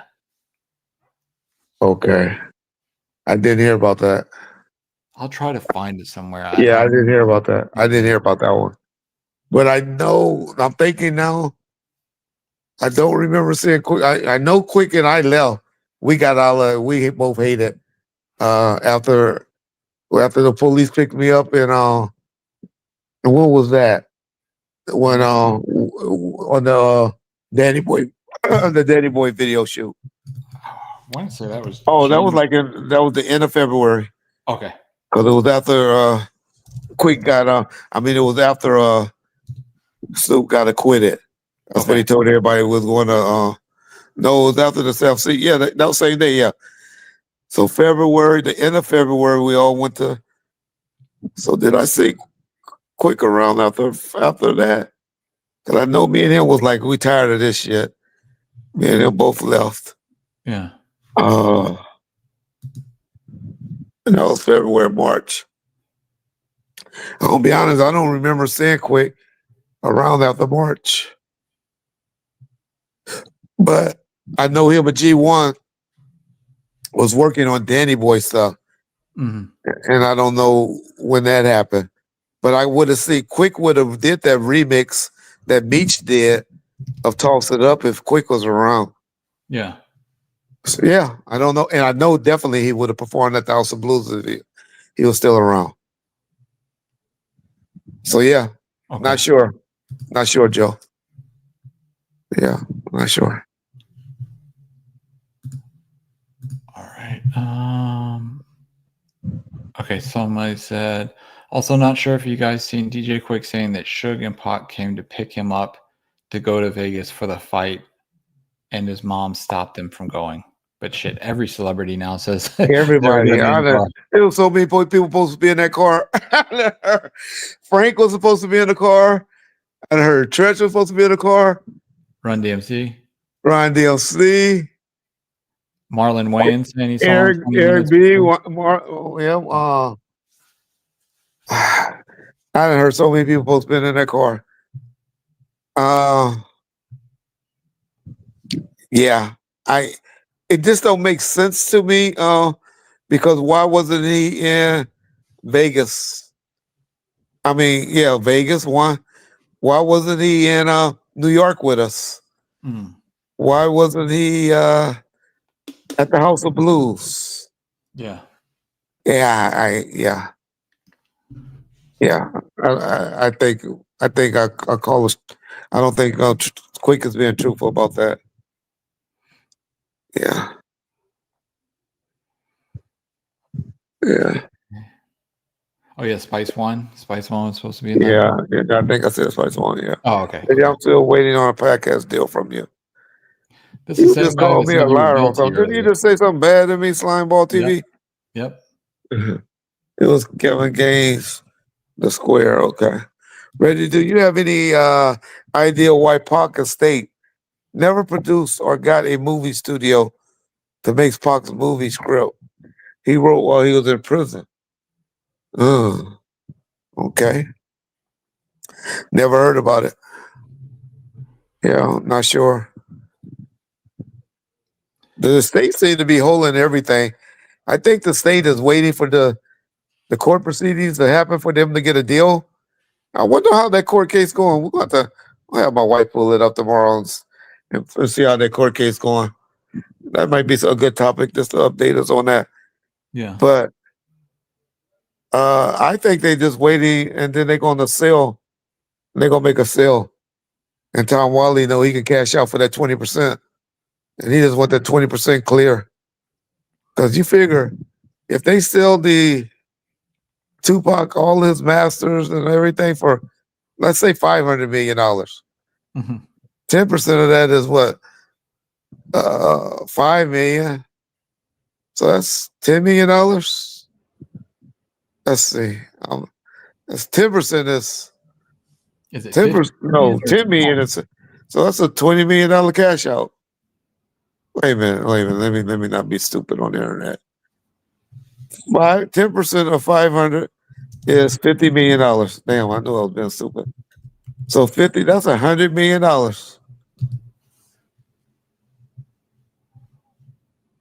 Yeah. So I can see Tom Wally just wanting to wait, save everything, and sell that and get that free and clear 20%. Yeah. Somebody So asked that's why. Reggie. Sorry. Somebody Go ahead. asked, is it true that Tupac hated Frank Alexander? See, that's where it goes, and I've been trying to tell y'all that it wasn't that he hated them. No, he didn't hate them, but he get tired of security. Tupac get tired of them, and he'd be all. I will always after about 3 weeks or 2 weeks, he would want to change up. Now, the only one that I don't remember him ever wanting to change up with is Kevin Hackey, but Kevin would take off here and there because Kevin at the beginning was his guy. That was always with him. That's why I always laugh when the groupie say, "Oh yeah, I saw him wear with Frank." Put up that picture that one I sent you, John, if you can. Well, you probably don't have it. Where me and Kevin was talking, and he told us who at that party they went to. Oh, where the groupie always trying to say he saw him and all of that, or Faith always trying to say she was only in town for one time or for a week, and then Kevin said, "Reggie, that ain't true. Shit, we saw her at this particular party, and we was all hanging out with Faith at this party." Yeah, that's on my old phone. Oh, okay. But yeah, I Okay. do remember exactly what you're talking about. Yeah, I probably can get it. Next time I go off, I'll go to Kevin text. But my whole point is, Kevin would get often, but Kevin was always with them at the beginning, always. And so Kevin didn't really, Kevin didn't like to travel, so he never went out of town. But other than that, Kevin was always with him up until at least February, March. Yeah. And so he didn't get tired of Kevin, but I think he done called me where he got tired of Frank for a minute. Mhm. Leslie could stand. Kenneth and Marcus was all the way with Snoop, so they never really worked with Pop. Mhm. Cooper, he dealt with Cooper for a little while, but he couldn't deal with Cooper that long. And then no, you know what? I don't think he ever met Cooper. Cooper was gone by the time Tupac came around. But anyway, he would get tired of guys and ask for Yeah. the change up every now and then. And obviously, I didn't know Tupac, right? But it seemed like people that he came to Death Row with, he got He tired fell of, out with. fell out, like Big Psych, Bogart, Kendrick, Mo Preem, Johnny Yeah, J, Fatal at yeah. one point. Does that kind of speak to the point that he got tired of people quickly? I don't know if it's quickly or if he just got tired of people, but there was a track record there, right? Yeah, but I'm the only one that seemed to get blamed for always getting fired. but that was Tupac. That's what my whole point was. I can tell y'all a story about. That's what got Yasmin mad at me telling a story about that. You know, he was get tired of people. Tupac was Tupac. Yeah. Let's see. All right. Here's a good one, Reggie. Is it true that somebody on the East Coast tried to bring Suge and Puffy to the table to squash the Yeah. beef, but Puff declined? Yes. Big D. Not the Big D y'all think of that Daryl Harper. Jam Master Jam Master, the son killed Jam Master Jay. There's a Big D, a big light skinned dude that wore dreads, that was out there that had a lot of big like. I mean, this nigga was about. He looked like he should have played in the NFL. He was about 6'3", solid. 6'3", 250, 260 solid, and had dreads. And yeah. And him and Eric B was trying to make that happen. Yeah. Yeah. Well, the two DJ Quik was spotted at Peanuts back in the day. Everybody went to Peanuts. You would have spotted Suge and me at Peanuts on a Tuesday night. Oh yeah. They only let certain certain guys in. They didn't just let any nigga off the streets into Peanuts. But no guys used to go to Peanuts. Especially those rich dudes.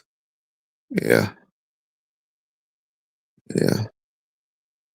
Pure, or you say he's 6'5"? Yeah, he was a big dude. Reggie, why do you think Dre and Suge could reconcile their difference years ago? They were friends at one point. They were friends at one point, right? Pussy. I think they were business partners, but they were cool. I would never call them friends at one point, but okay. That twat.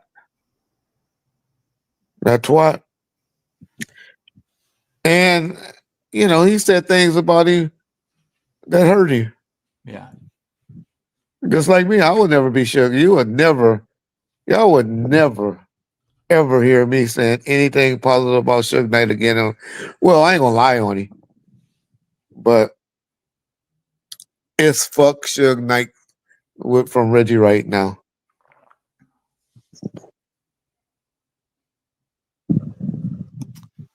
So sometimes you can just say too much. Yeah. But I think it was behind that twat. Okay, here's a good one. Reggie, are you going on News Nation soon? You alluded to it on one of your YouTube comments. Are you going on? I was supposed to. I've been working on it, but they want me to talk about stuff with Diddy.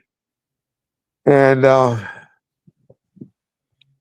it's the option is still there. I just don't really have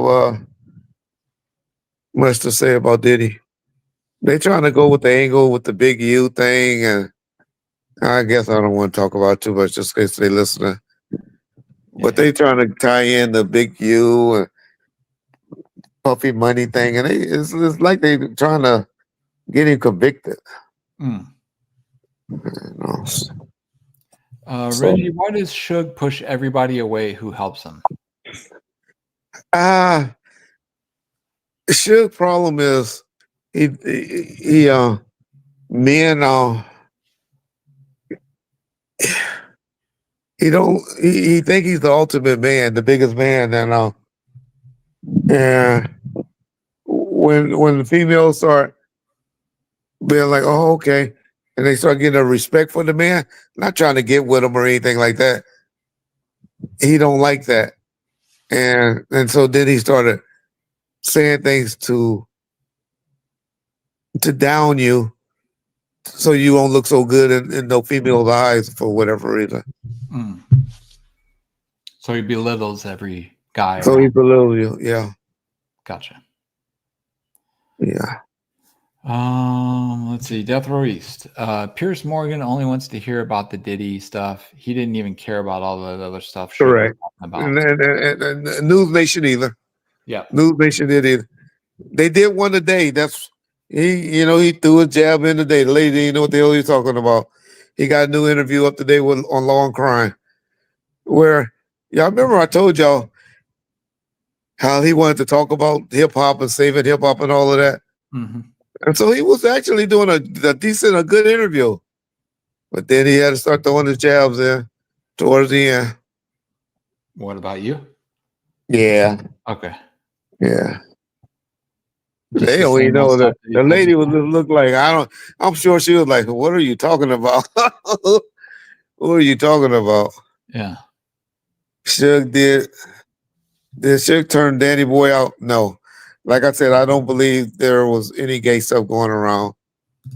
I don't believe Suge started experiencing gay activities until this last thing in prison. All But right. prior to that, I don't believe. Here's one honest question for Reggie. You always know everybody, but you never met David Mack, Rafael Perez, or Kevin Gaines. They're all from the same circle of LAPD, Death Row, and Compton, but you know everyone else. Can you correct just that question, how wrong that question is? Scott, where are you from? Well, just tell me where are you from? And I'll explain to you. There's 10,000 cops. There's 10,000 cops that works for LAPD. Compton is probably 30 miles away from Rampart, if And not 40 LAPD and miles away. Compton are not the same. Huh? And LAPD and Compton are not the same. They're different Yeah. police forces, but let's see. And then, He's not going to say where he's from. but no, I just want to answer. If it's a question that bothers them, I don't want to throw it up under. So I'm just trying to show you the geographic of LAPD and Compton. And then how many cops work for Los Angeles Police Department. Now, if you really believe because they worked for Death Row at one time, then like I said, the only time that I think any of those guys worked for Death Row was when Sharita hired them, and she don't remember the names of the guys, but Kevin Gaines hired a few of his friends to work at Snoop's family reunion, like a one-day gig, and did security at a family reunion. This is before I came around. This is before they had, right way security working for Death Row. So that's the only time that I can speculate that any of those guys, but she's not even sure that those guys work for them. But my whole thing is not Kevin Gaines, Rafael Perez snitched on 70 police officers. 70. Do I seem that tough of a guy?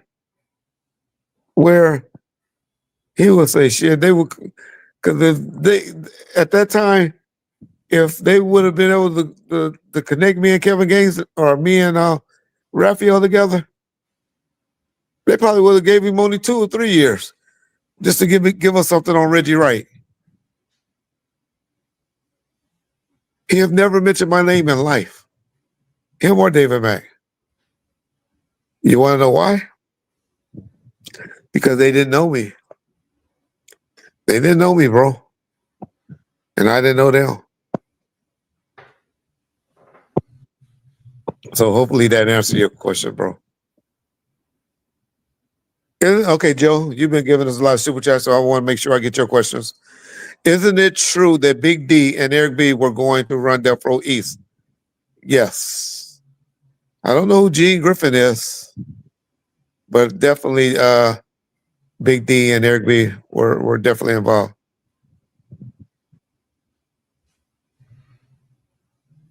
Did Suge pay cash for his house that he lost in Malibu? He didn't own that. It was just renting it. That was the Longo. That was the whole deal with Longo. What was the one he was working on that was being worked on even when he got out in 2001?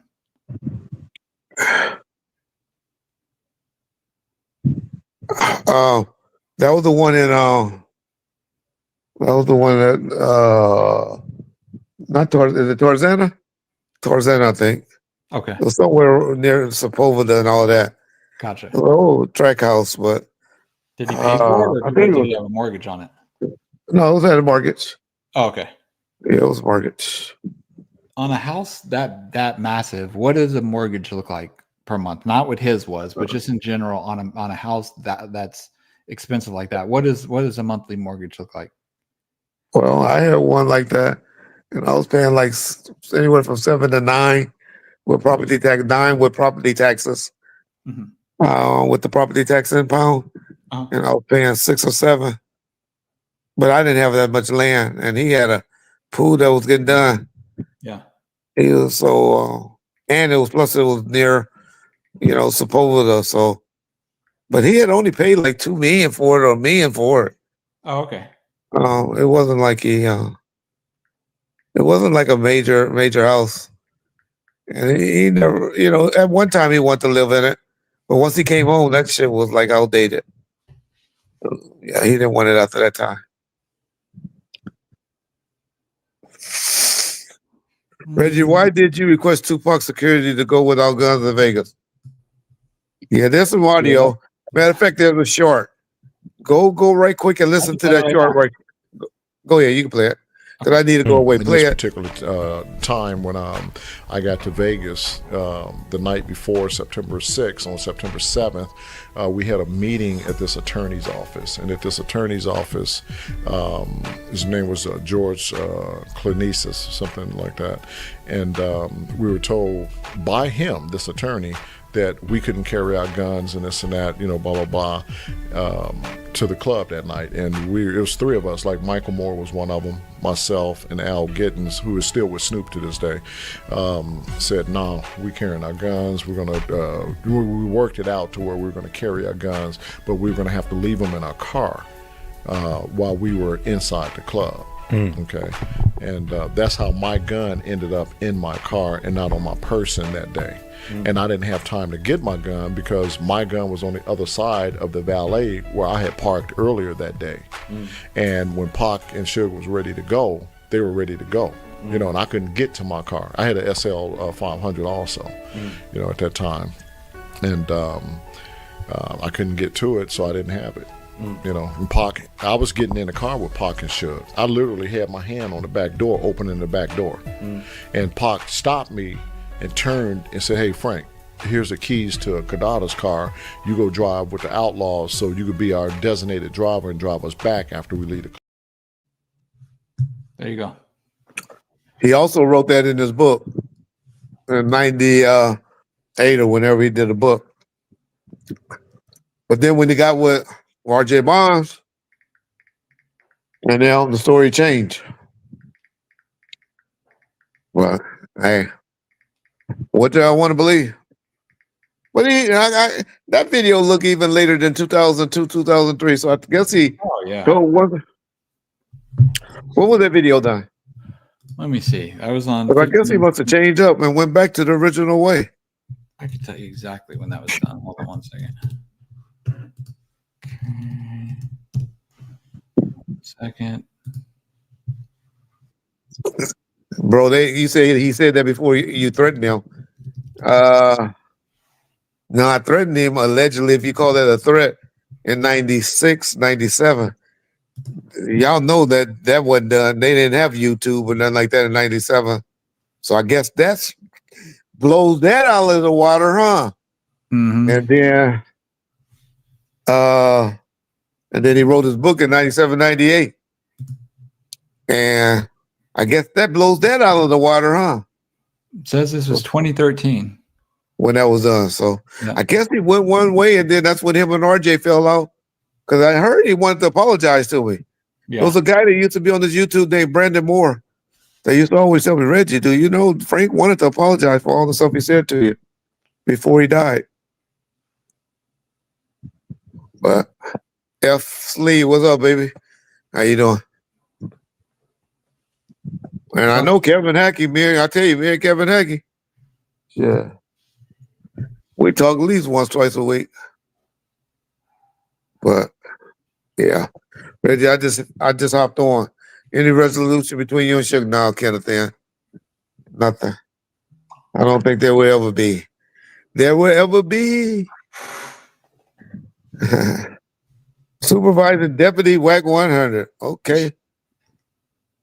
What happened to Damu? Why people ask about Damu? And did Park sleep with Michelet? Dead? No. Did you know Pooh Ryder slept with men? No.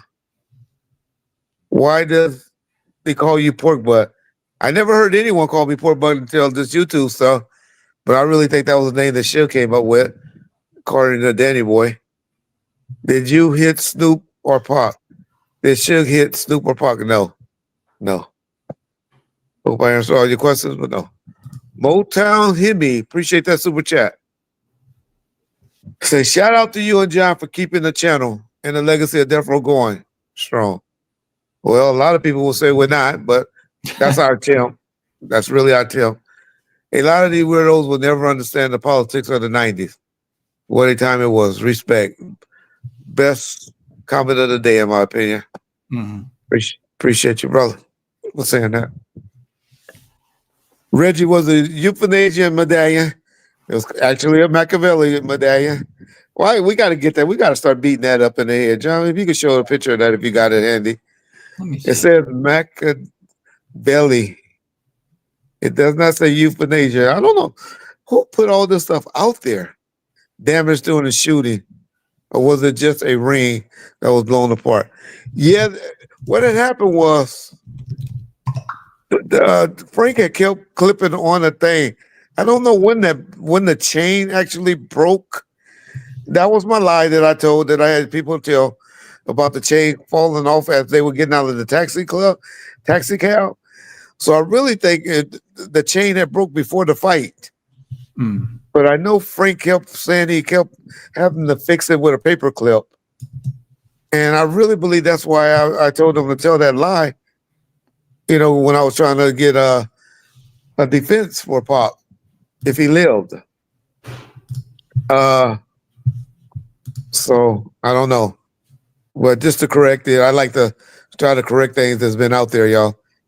And if John get it up, if y'all see it pop up, y'all see it playing y'all see playing this day, it says Machiavelli. But all these fake YouTubers, they like to put out euthanasia chain and all of that. And so I just tried to correct it, tell y'all the truth. Try to give y'all the truth and the facts. But so it didn't get damaged in the shooting at all? There wasn't bent up or anything? Not to my knowledge. The only thing I remember was blood all on it. Yeah. And I took it to the mother like that. Yeah. And I apologized once I realized it because I hadn't even opened it and looked. Y'all just don't know how nonchalant I was about shit. I mean, I wish I would have been saving half the shit that I had in my hands and stuff like that. But when I gave it to the mother, she was like, no, Reggie. I'm glad you brought it just like this. I wanted it just like that with the blood and everything on it. So it was blood on it, but no damages. That's how they did. How long y'all been on? I didn't get the alert. What up? Shout out D Will. Yeah, we've been on now about actually exactly 2 hours, to be honest. That's a euthanasia logo. Okay. All right. Got you. But the chain actually say Machiavelli, but good call. Good call. I agree with you on that, Fly H. Damn, Reggie said it So what's the crown pendant that's on Google? Is that Oh, from 1994? I don't know. That's those questions like that for John. the I got crown you. pendant? You right there, Royce. Sorry for coming at you like that.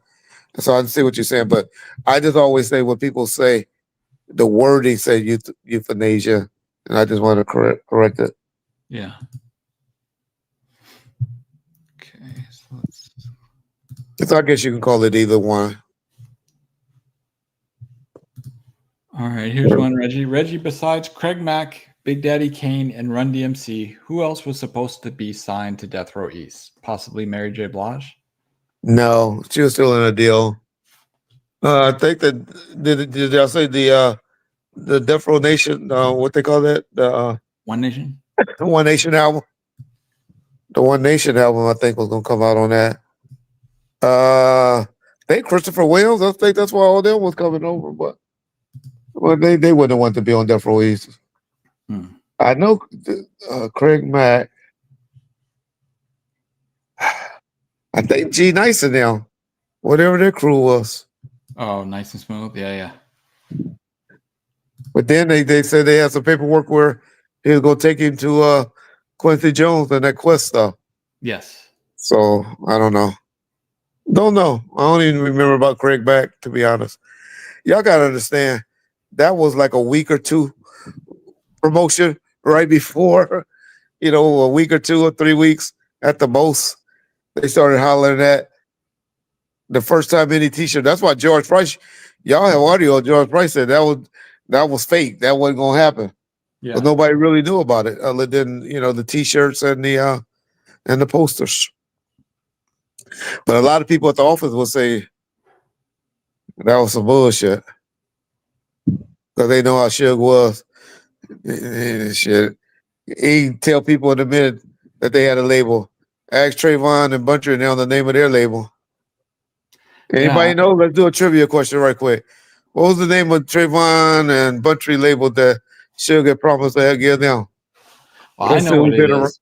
I know. I'm not going to say it. I know what it is, but I'm not going to say it. But I always wondered what that meant when OFTB would say that name.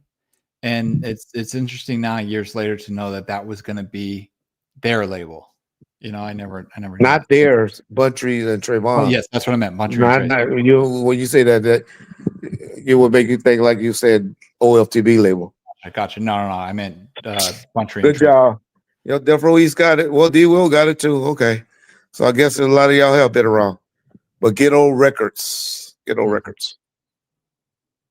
Yeah. Okay. And what was but I was just a janitor. I didn't know. I was just a security guard. I wouldn't know all this stuff.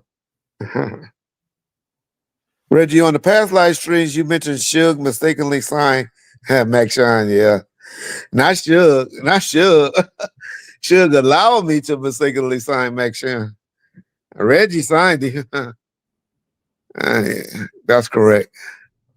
Did he have any regrets? Suge didn't give a fuck. Plus he was fucking with Daz then. Dad had did about what? Dad had did about 7 or 8 songs, 9 or songs for him then. And he was a Daz guy at the time.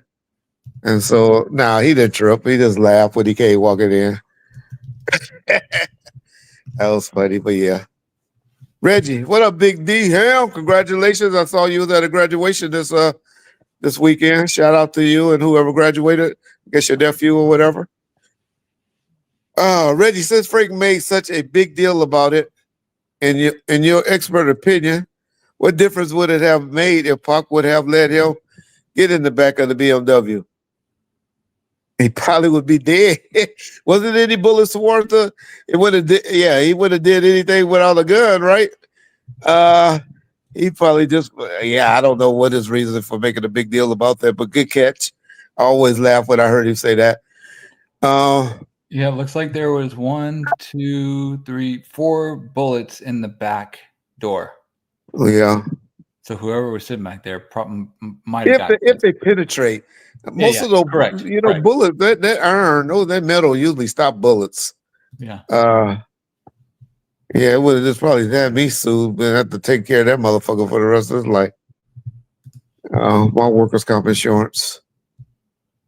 So yeah, I don't know, but shit, without this gun, yeah, I have always just faulted Frank for one not calling me, as Suge is now saying. Yeah, remember the group he used to make a big deal. Suge Knight called Reggie and told him Yep. to send 5 securities.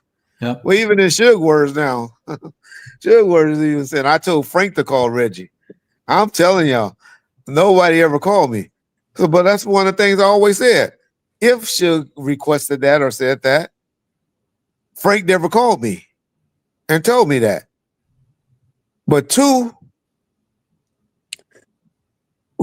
John, there's a precious in Frank book. If you got a handy, of you can tell it or you can quote it. Not quote it, but paraphrase it. I don't have it handy right now. I will, because I'm going to make a short out of it. But basically, what he said, and Almighty Trey is the one who sent me this. The quote was basically, even if Tupac had 10 security guards with him, nothing would have changed that night, as far as in the entourage, in the car. Yeah. All right, let me answer this question right quick. Okay. Fly H. Michael Moore called you. Okay. I thought Michael Moore was at the club with me. So how he gonna call me to tell me to send 5 security guards? She'll say do. I thought Michael was with me. The shit that y'all keep repeating and get all messed up because y'all don't know what the fuck y'all be talking about or what y'all listening to. How can they were at the house, all bragging as y'all say Pac? Y'all heard Muptal say Pac was all hyped up about beating up Orlando and all of that. And so y'all know how that is, all hyped up and all of that. So when Michael Moore called me, and he was supposedly with me. If you don't know the case, you need to shut up and listen, motherfucker. He told you he should be with Pac, apparently. Who, Suge told me that? No, Suge ain't never cared. Michael Moore, because they wanted to go to the fight. If y'all don't get what that was, they just wanted to go and be groupies and go to the fight. That wasn't his job for the day. His assignment was to work at the club. I liked how he dealt with niggas at the front door at the club. Kevin Hackey and Frank was supposed to have been there. Kevin Hackey didn't show up. No one called and told me. That's another thing I neglect or Frank was neglect the duty. Because he never called me or got to me and told me, hey, Reg, Frank didn't show. Hackey ain't here yet. Hackey, because what was happening is everybody had to get to Vegas on their own. It ain't like we all roll together and all of that. Because we all had to go down there to do different things, and everybody just had their room to check in. I never know that Kevin Hackey didn't get there. But even if they would have told me Kevin would have been there, I don't think I would have sent another guy there because they always roll with one security, and especially knowing he had 10 to 20 homeboys with them. Y'all don't get that. I trust those Mob Paru dudes, the Oakland dudes, and all the other dudes that was in Entourage more than any of my guys, more than my fat ass and my shooting ability and all of that. Mm-hmm. Those niggas wasn't scared to carry no guns.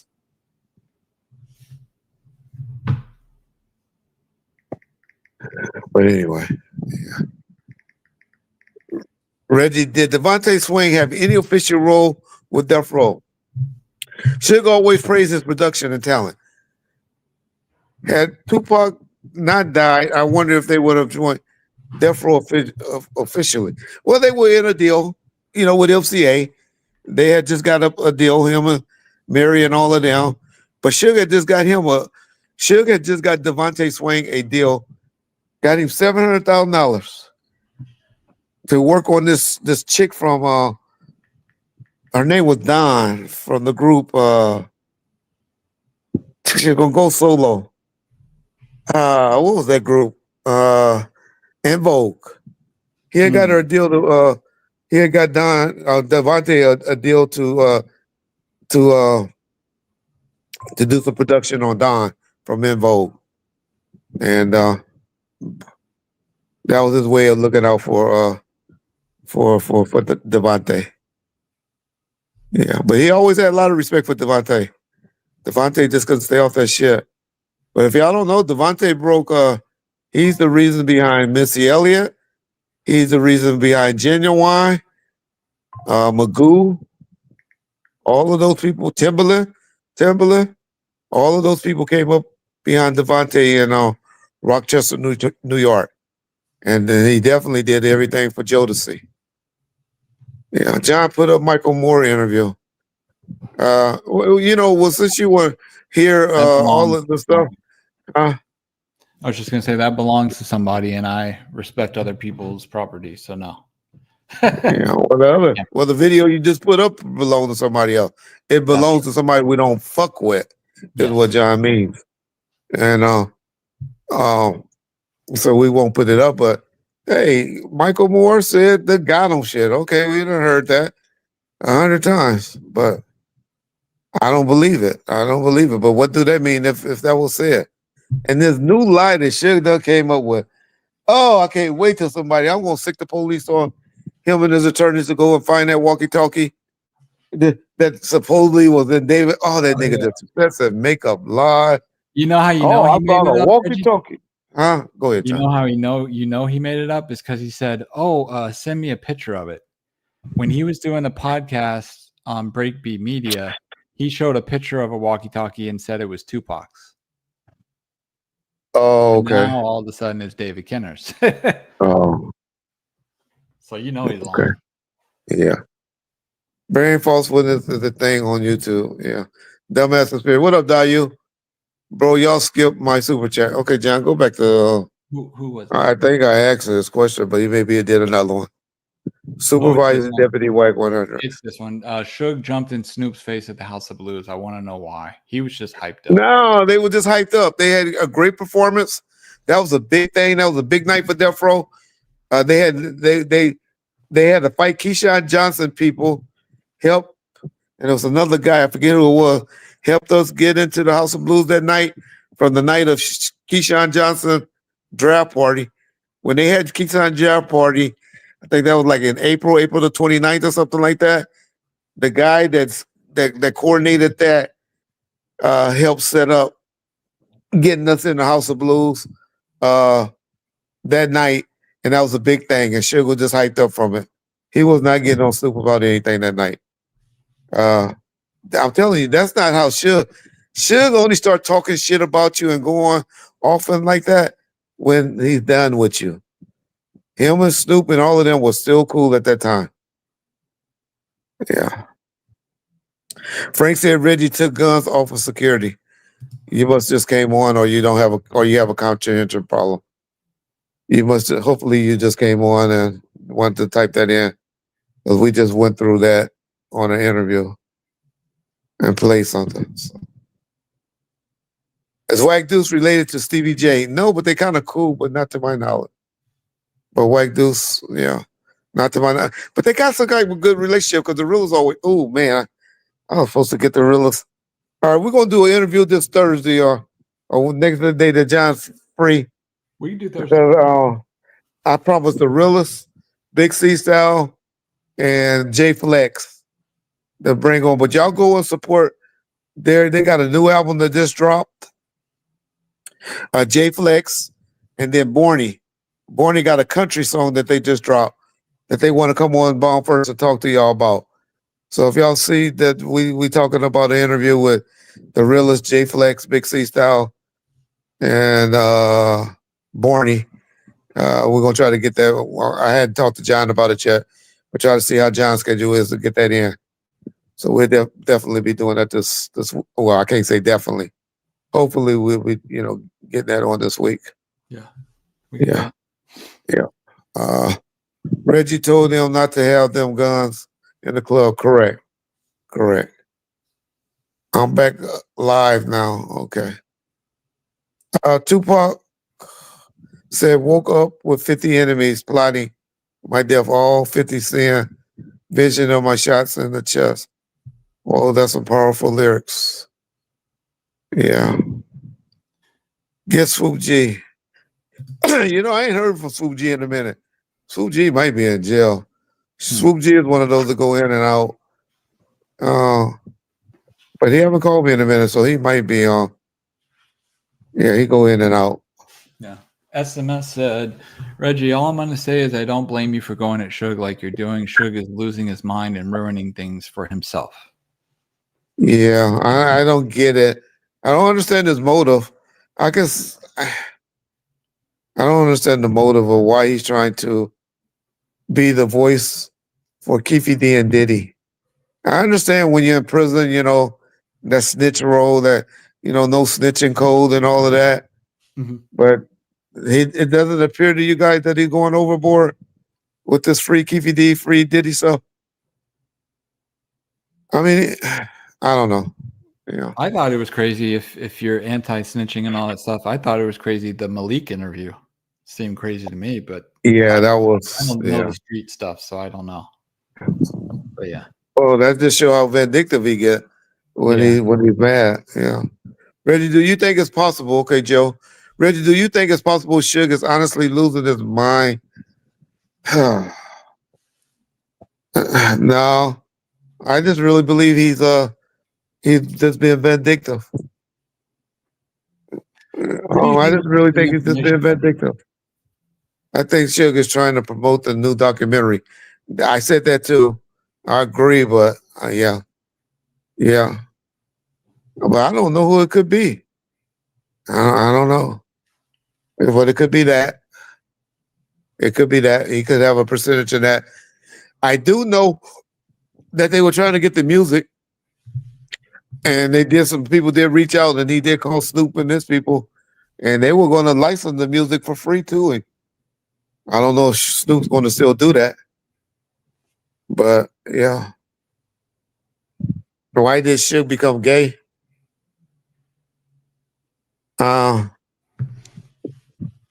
I think he's doing gay activities since his 10-year stay in prison. But prior to that, I don't believe he was gay. Somebody said, why does Delray keep saying your dad lied for you in video where you cough? What is that? I don't know. That's just Delray. Oh, okay. I mean, me and my daddy don't know how to lie. He just a straight shooter. He just come off on the top, but that's Delray. Delray can't get no views on, well, I don't even know who Delray is. The groupie can't get any views on anything. So, but he gets about 3,000 to 5,000, and sometimes he might get lucky and get 10,000 if he do something on Reggie. And so he doing it daily. So Delray is content to making about $50 to $60 a day on YouTube. That is coming at Reggie. And so that's what he's doing. As long as he know he got a fan base, the people that hates Reggie or whatever, and I don't understand why people that comes over here goes over there and listen to him. I don't see how y'all can do it if y'all, not telling them you's a stupid motherfucker. But hey, I'm not gonna tell you who to go to and listen to or not. But it's just a hate Reggie channel, and that's all it is, and that's all he can do. I know some people will say, I remember y'all say, well, all you do is talk about Snoop. All you do is talk about Suge. Well, I talk about on whatever the current, all you do is talk about Tupac. I go on whatever the current event is at the time. When there was no jumper, when I was telling y'all bad shit gonna start happening at no jumper, I was talking about that. Yeah. Or the Diddy stuff before he got raided. With the Diddy stuff, I was talking about that. So I just try to talk about a lot of shit. Yeah. But anyway. Somebody said, Reggie, you said you were gonna put out audio with Suge dissing Tupac. Ain't I that what you I said? asked people, and I'm still debating whether I should or shouldn't do that. It's somebody that I respect a lot that I just realized was the person he was talking to on the tape. And I don't want them thinking I got the tape from him, because I didn't. Gotcha. And if I put that out, that's what people are going to believe. Everybody think Reggie is the one to be up here taping phone calls and stuff. Reggie ain't the one to be taking, this last set of segments. But all this audio and stuff wasn't, this was people sending it to me, Yeah, Delray do need a job. He needs a job. If y'all know how many apartments he done had to move in the last 3 years, y'all will be, if he haven't moved 5 times in the last 2 to 3 years, I will be surprised. Platinum But that artist, is, songwriter. but he's a con man, so I bet you got so many different shows. So secure. Do y'all know Del Rey is trying to sue? He's in court trying to sue that he owns that footage of Wack 100 and Michael Jordan getting into it that time. And he's trying to strike everybody that ever put that up. He just sits and create lawsuits and try and is a con man. He's just a con man. That's how he got it, that little piece. Y'all don't listen to the interview that the guy said he just ran down and did some copyright on some song and on that Hingy interview. How he got in that little piece he got on that makes him be able to call himself a platinum producer. They used to laugh at me. No, motherfuckers, we still laugh at your ass. I laugh at your t-shirts and how they sagging and hanging every time I see you.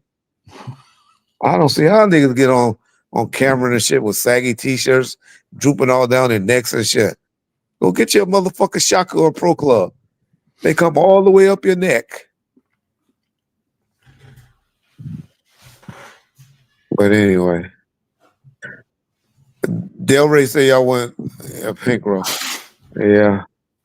Well, I don't know what the deal is with that, but it ain't my business. And it ain't nobody else's business. But that ain't what happened. Y'all, they also said, well, our channel's gonna be gone. We still here, right? So we know that's some bullshit. But John don't like to fight these motherfuckers. He just like to ignore them. If it was me, I'll be going at him. Going at y'all about it, but that ain't John's personality. You know, John gets a lot of strays because he allowed me just to go ahead and say what I want to say. So motherfuckers can't come at me, so they like to come at John. That's why the bitch ass nigga should. Why he just keeps coming at John and stuff. You know, because that's all they got.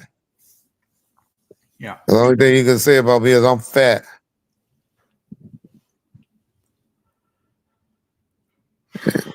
Reggie, have you heard from Timmy Rue lately? He texted me about 2 or 3 weeks ago, sir. Lil Red, you still on that talking shit, huh? And I was like, huh? Nigga, at that time, I hadn't taped in like a month or 2. So he must have heard something old. But other than that, no, not really. I was like, no. Yeah. But now, how did you find out Suge had herpes? Because I talked to his bitches. Do you think there'll be security footage of Keefe D in Vegas? Possibly. Some additional that we haven't seen?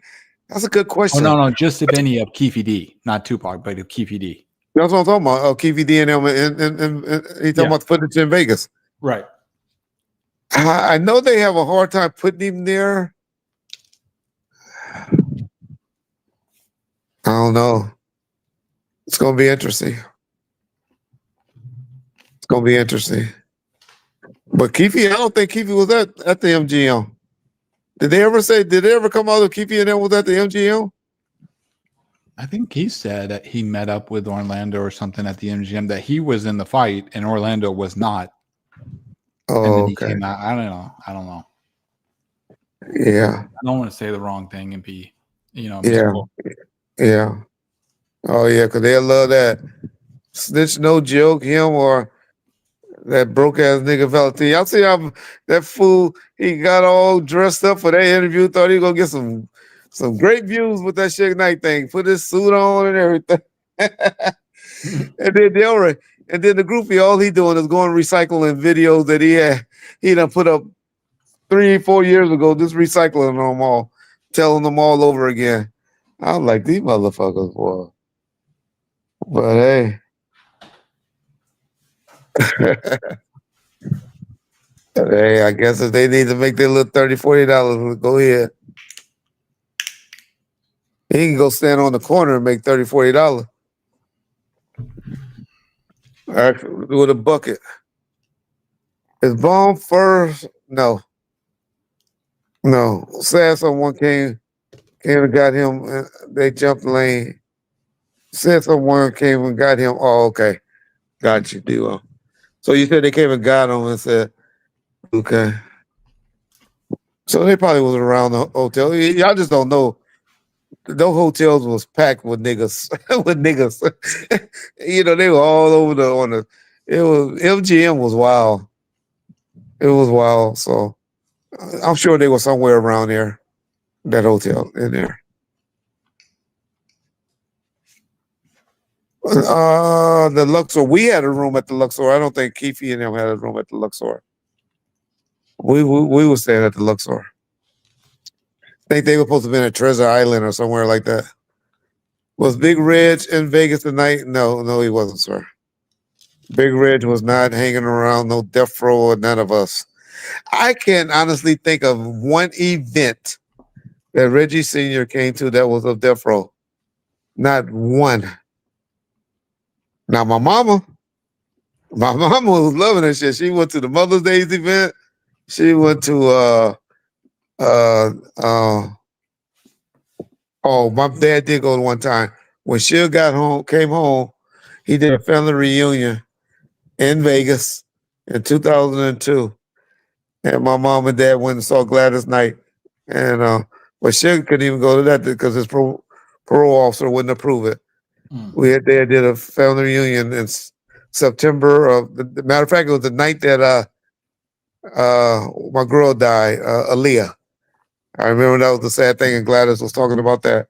The night that Aaliyah died, they had a family reunion in Vegas, and Gladys Knight sung for all the Suge family, and my mom and dad went to that.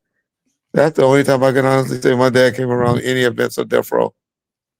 So that was like 2002, 2001 actually, 2001, September 2001.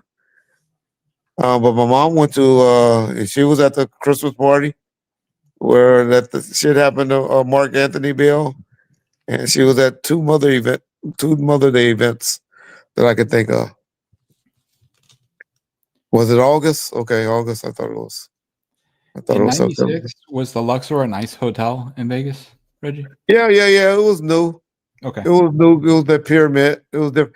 It was just somewhere with our travel agent Jim Rodman could get. They had a bad room. I remember Suge had a room that was like $2,500 a night, and that room was nice. He had a nice room there. But it was cool. It was just new, the pyramid, but it was mainly because he probably had 40 rooms that night. Even though Suge had a spot at the Luxor, he also still had his house, in Vegas as well. Yeah, I forget if the parents were staying there because I knew he had his whole family in town too. Because we was going, the plan on that Sunday was everybody was going to go to that Lake Mead or whatever that lake is out there, and ride the jet skis and all of that stuff. Yeah. Now they can't see their rooms. They can't sell their rooms, you say? Yeah. Apparently it's all now. Yeah, it's probably old now, yeah. Yeah. David Kenner and ULAPD had handed Tupac. Okay. Good job. Thank you for that information. Reggie, did you guys move into the new Death Row building you bought before Tupac died? No, what they got rid of was after that. We was in the Larry Flint building. We was at first, when I first came there, we was at, of course, the building with Interscope.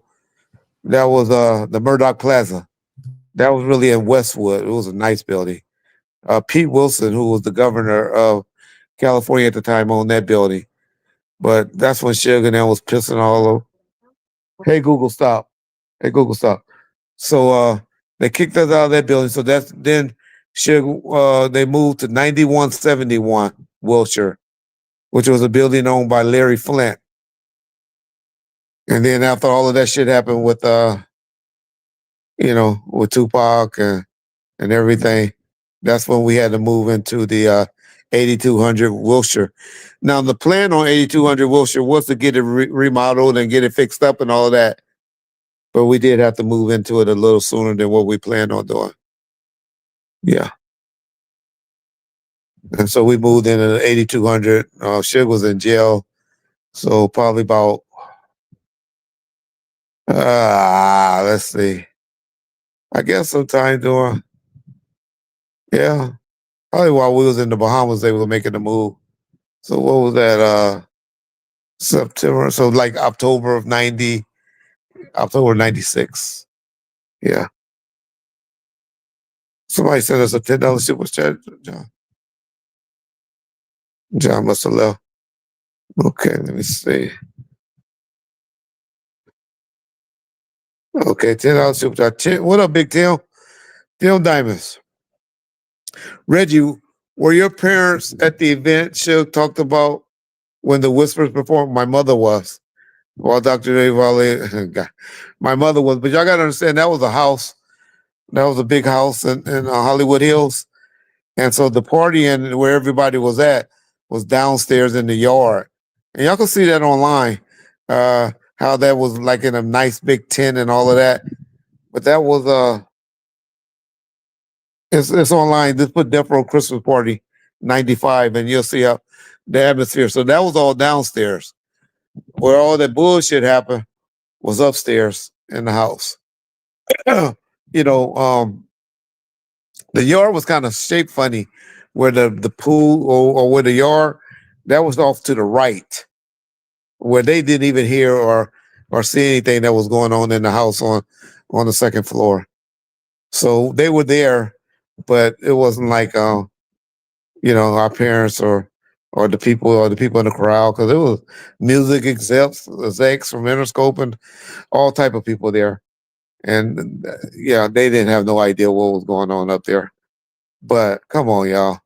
Dre gonna raise his hand. Let's show y'all. I don't know how y'all. I think if y'all like being entertained, that's fine. But what did that say about a man that say he sat around and watch another man violate another man? Either he's the biggest homo in the world, or he's just an outright liar. Dre ain't violated that man in front of nobody. Now, you read Mark Curry book and all of that stuff, and Mark Curry was his friend, was Mark Anthony Bill. They say they put a broomstick in his butt and all of that. That was one of the claims.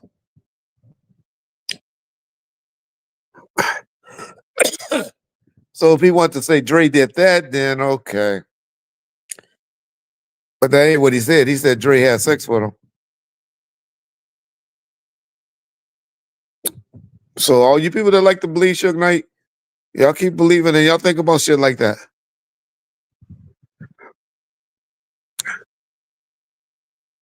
Reggie, you guys should have kept Milkbone. You like Milkbone, huh?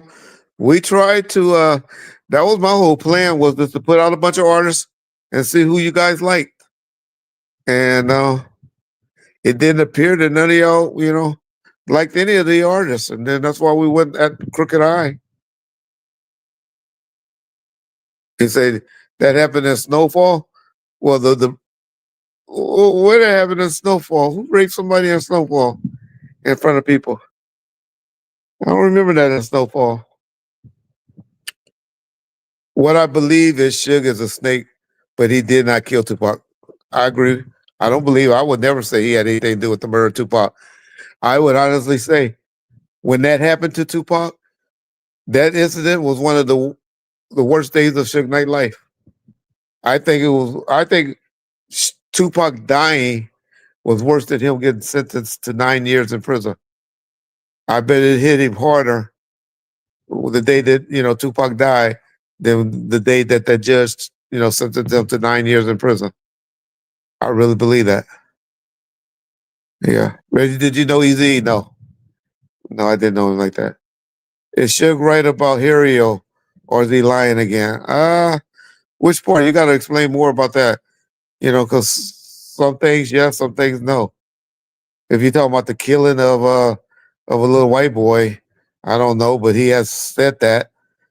He has, he has been talking about that for a while, but I don't know what you're talking about. What you asking me the question about? Reggie, what up, Kenna? Let's see what Kenna got to say. Reggie, what you think about the hotel security guard testifying in the Diddy trial that he took the bribe money? Yeah, we talked about that at the beginning of the live stream, and he has immunity. John explained the breakdown of what he did with the money. I don't think I hadn't heard anything new other than it was more than $50,000 that was given. Yeah.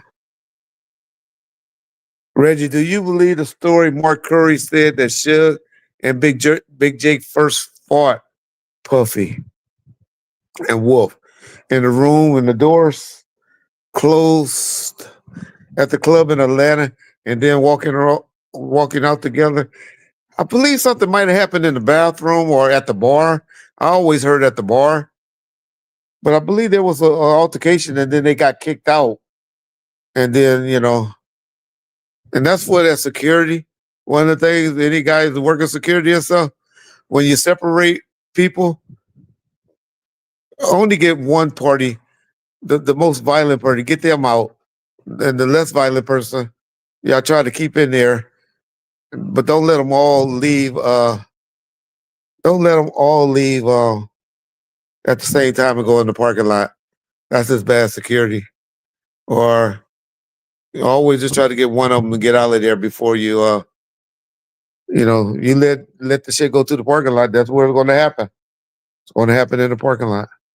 Why does David Kenner think you stole $7 million? I don't know. That's Marvin talking, or I told him Marv talking. But who knows what he was trying to tell? He had been hearing me say stuff on the internet, so he might have been mad. But David Kenner was depowered at that time when I was running stuff, and so he had no connections to the books or anything. But trust me, if I had stole $5,000 that I shouldn't have gotten, the bankruptcy court would have sued my ass.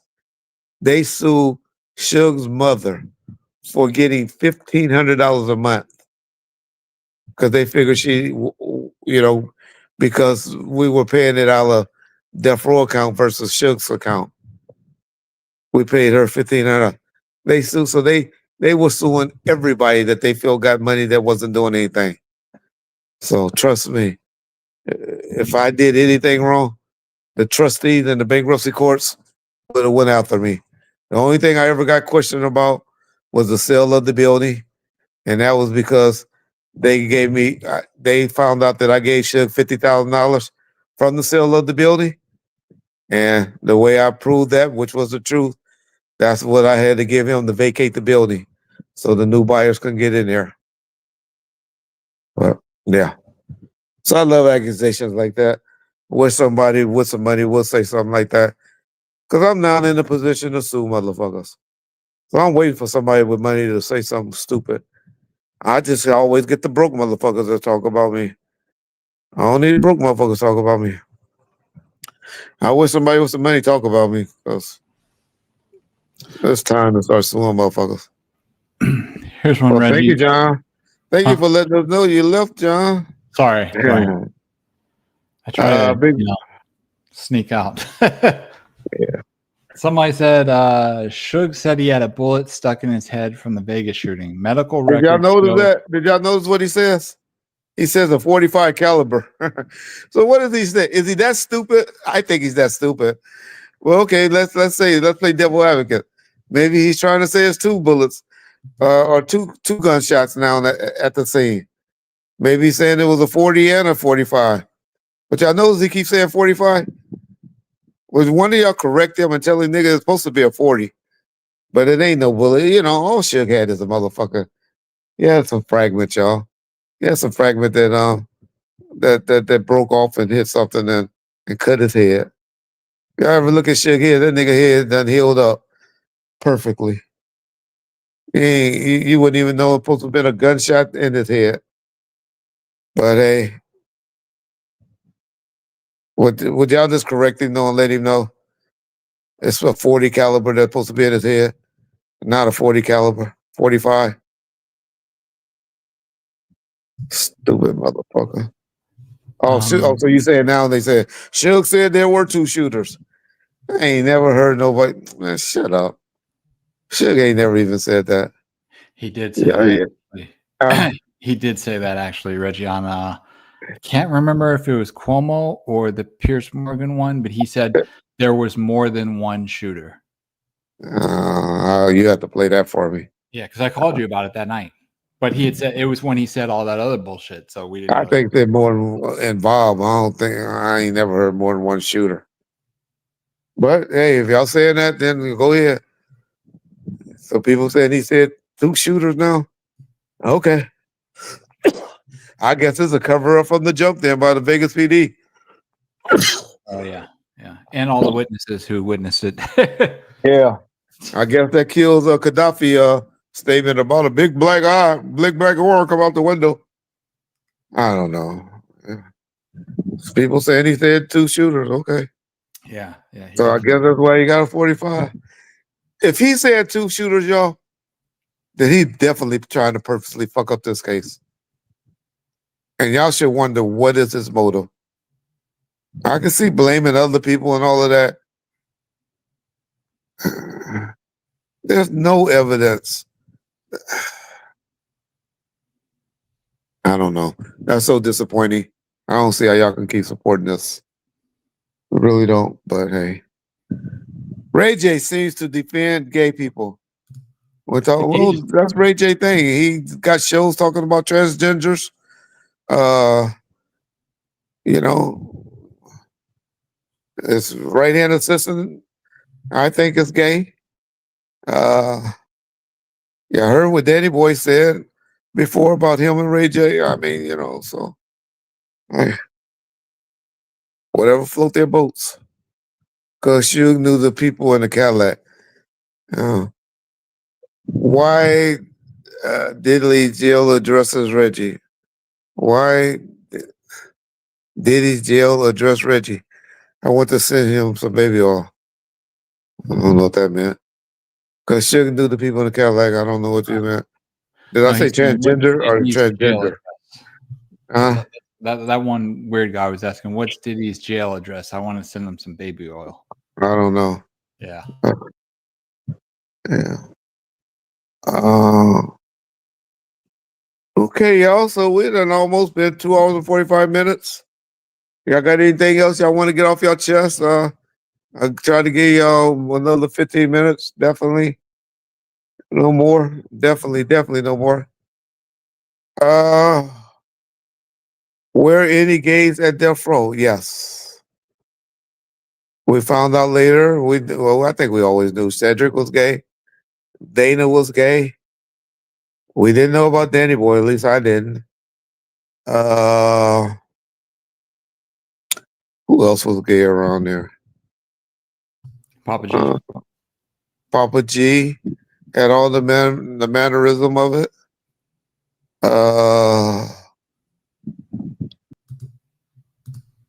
Who else? I can't think.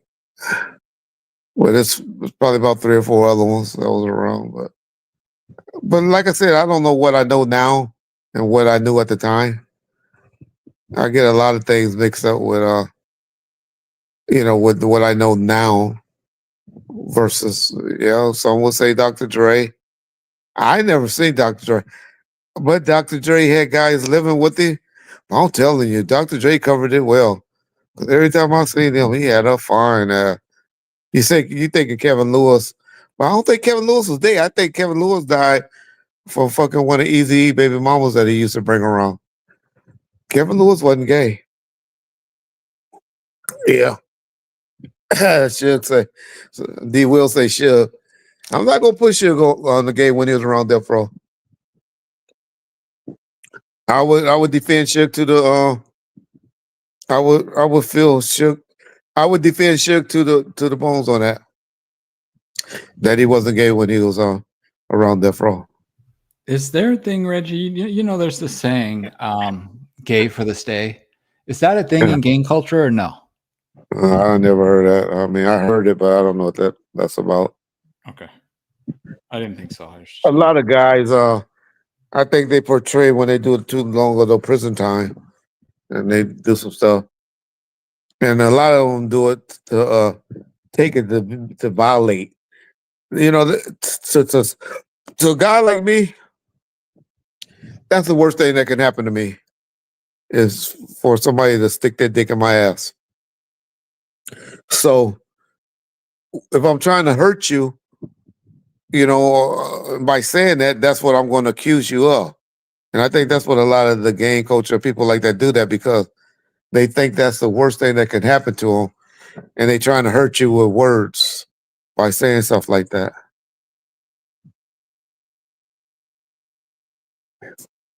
Somebody said gay for pay is what you mean, John? No, there's like a saying that like if you're in jail, you're gay for the stay, which Oh. means like why you're staying in jail, you know, because you don't have access. Yeah, but if you're gay, like I tell you, I don't believe in no bisexual shit. Yeah, same. If you take it, that's what you are. Be gay to get paid. Reggie, who you got in the NBA fight? OKC. I think I said that a few streams ago that I'm going with OKC. I was glad. Yeah, nobody was outside flaming like that. I was glad, boy. Super glad that New York is out. Oh my God. I would have went crazy if New York would be still in it.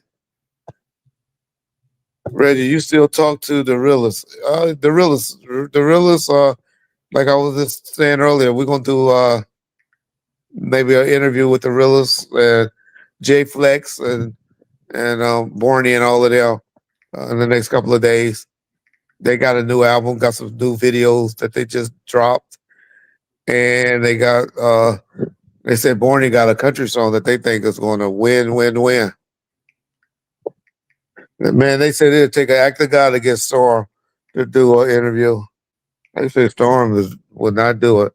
We had a girl on it that we did an interview about her producer, this chick named a lovely lady, a real nice lady, Shar Jones. Big Shar. Shar did an interview with us, and she was real close with Storm. She was like, Reggie, she said she think Tupac himself would have to come down to get Storm to do an interview. Yeah. You ever going to start a record label? No, I've been in talks. I've been trying to do something. I got some things in the work with this guy. Y'all get a chance to go check it out. Me and his manager is real cool now. We've been talking a lot. His name is Big Twin. Shout out Big Twin if you're listening or if you catch this. But a guy that got this song, I think is one of the hottest songs on the West Coast right now, called Gang Gang with this rapper Chef Boy. I've been dealing with Alan from E1, trying to help get a publishing deal, get something for him. But they we thought we were going to get a distribution deal with them, but they happy with their company foundation distributor. And so I'm one of those that always say, if you're happy with something, you stick with it until you're not happy with it. I don't believe in trying to poach other people's stuff. So yeah. Damn, New York Mets beating the Dodgers down 5-4. God dog it. Speak on Diddy assistant that was cool with Suge. Suge didn't even know her. Suge is trying to act like he knew her. What happened with Capricorn was Stormy's good friend. And yeah, you know, we became cool too. But if Suge ever met Capricorn or seen Capricorn before in life, I would be surprised. But he does have a relationship with Stormy and Lil Suge and one of them, so they might have, you know, talked to him like that because her and Stormy are good friends. But she was not around or anything when Suge was in jail when he met her. And I don't believe Suge ever met Capricorn in his life. But that's Suge. Hopefully she'll get mad and get offensive of the lies that he told on her.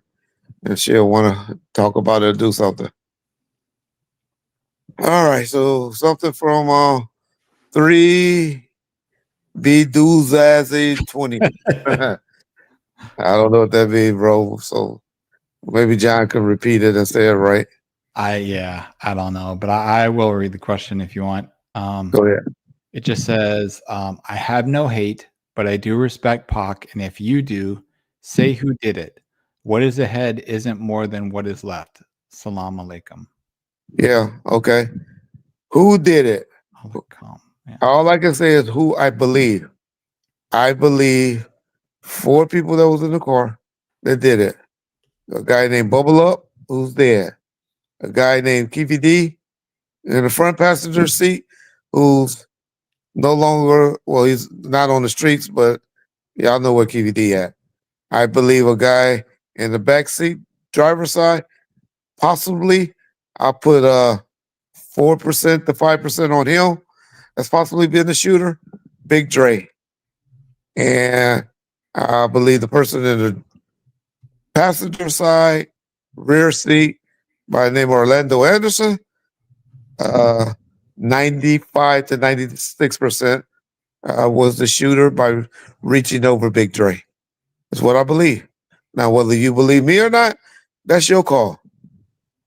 But just like I probably can't change most of y'all mind, y'all sure the fuck ain't gonna change my mind. That's what I believe.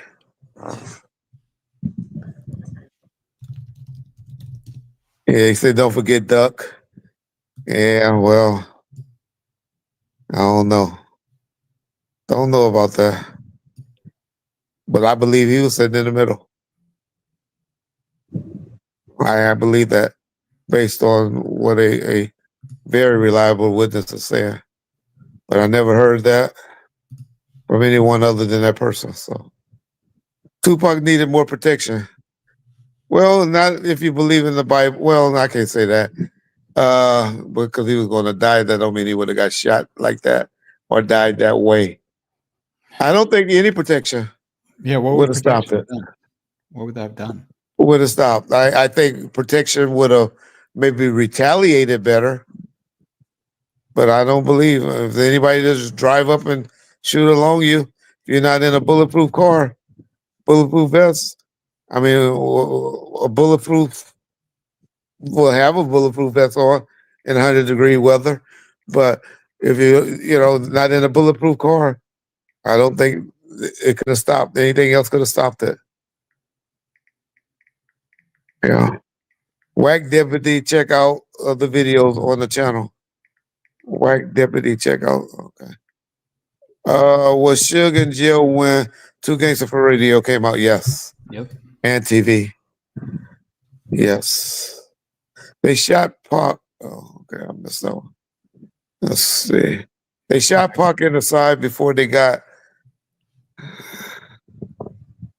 Him in the side of the face. They never got him in the side of the face. yeah. This is why whatever. That's why the internet's terrible. Yeah. No, he wasn't shot in the face, man. From the back seat. Somebody say, did his ear get grazed when he was jumping in the back? I know his finger did. I don't remember hearing about the ear. Well, you would have seen it in the hospital, right? I don't know. I didn't go in there looking like that. No, I didn't go looking at him like that. I didn't go in the room. I can't honestly say I ever went in the room.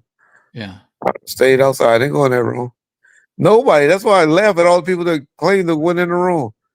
You had to put on a special hazmat suits and all that shit. I Yeah, never you knew had to that. put on all of that to go in the room because he was open. They didn't want him to have no germs and stuff. Somebody said it's on the autopsy. Oh, okay. Yeah, okay. If you said it's on the autopsy, then yeah. But the autopsy also say he was 6'3" or 6'2". So we could tell how good the person that did that autopsy report was. I think he said Pac was no bigger than 5'9". I think on the autopsy report they got him at Let me see. I'm gonna try to find at least over 6 feet. I know, but some people say you blow up and all of that and look longer. I don't know. Suge went to school with Keefy D, and now they didn't go to school. They said they played Pop Warner football together. But Suge barely could see. Suge vision was bad then, but hey, it's obvious. Hey, dog. If we're gonna believe what Suge say, if we're gonna believe Suge say, and we believe Keefy D just a nutcase copping out to that stuff, then this channel, and I'm not for you. I'm not for you. I don't believe that.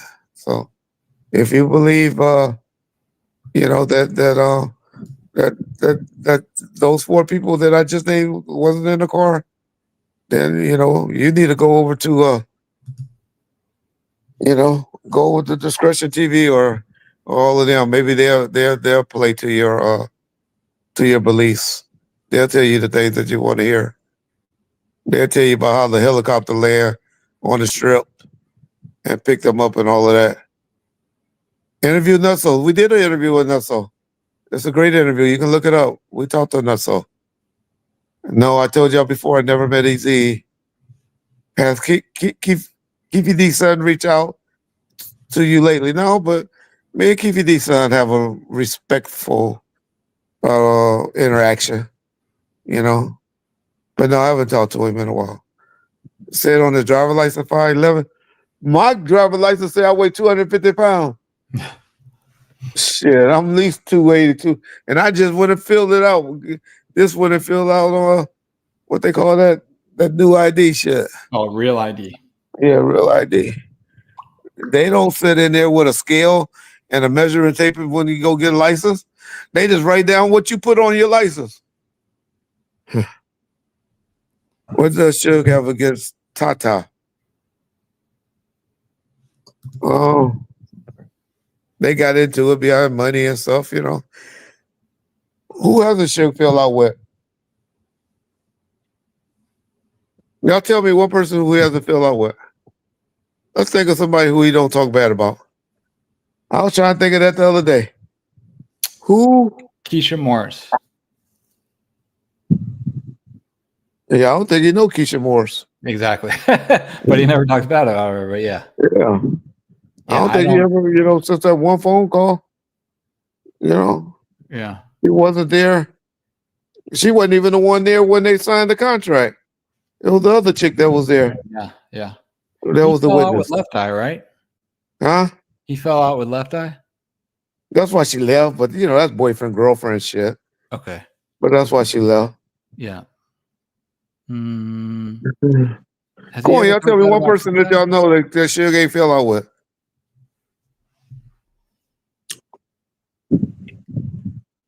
Do. He said, Keefy and Puff. Keefy and Puff. Ain't defending them now.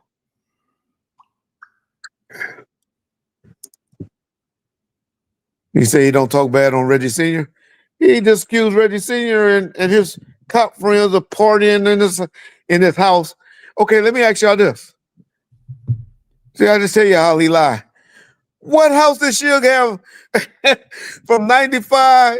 Anybody that knows Suge, what house did Suge have from 95 to 2004?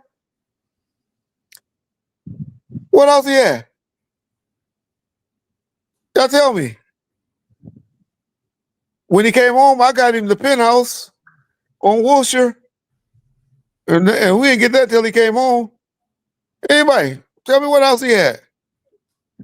Nigga didn't even have a house. The Malibu, the one y'all accused me of having with his girlfriend, okay, that was the one Tammy had in Malibu. So he'll go stay there, and he'll go stay at the house with Michelet.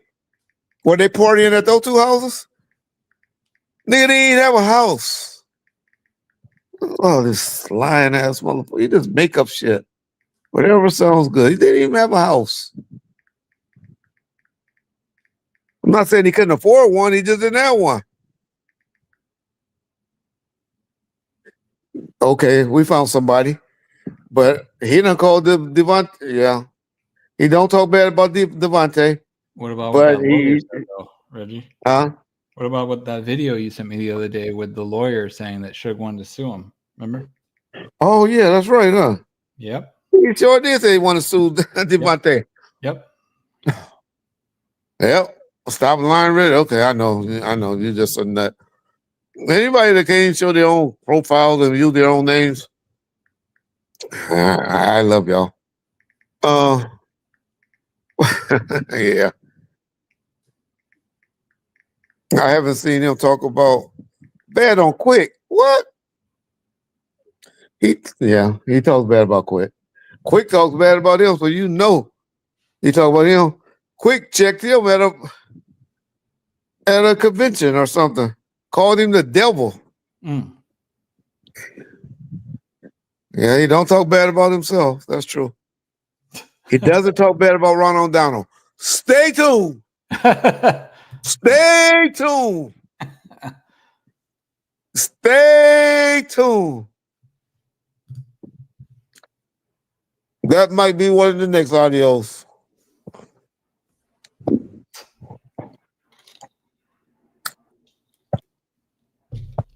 Say, why did Frank Alexander he threw dirt to make money on videos? But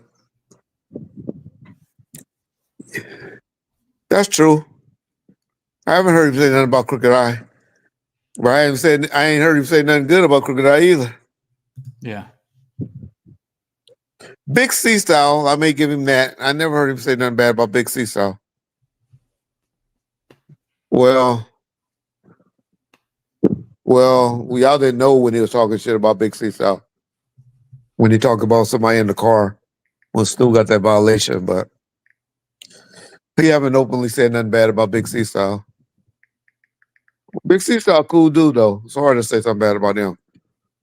He haven't said nothing about Neckbone. That's true. I heard him say something about Neckbone and Neckbone issues, but that's true. He haven't said nothing bad about Neckbone publicly. But y'all proved my point. Because it's hard. Y'all had to dig deep.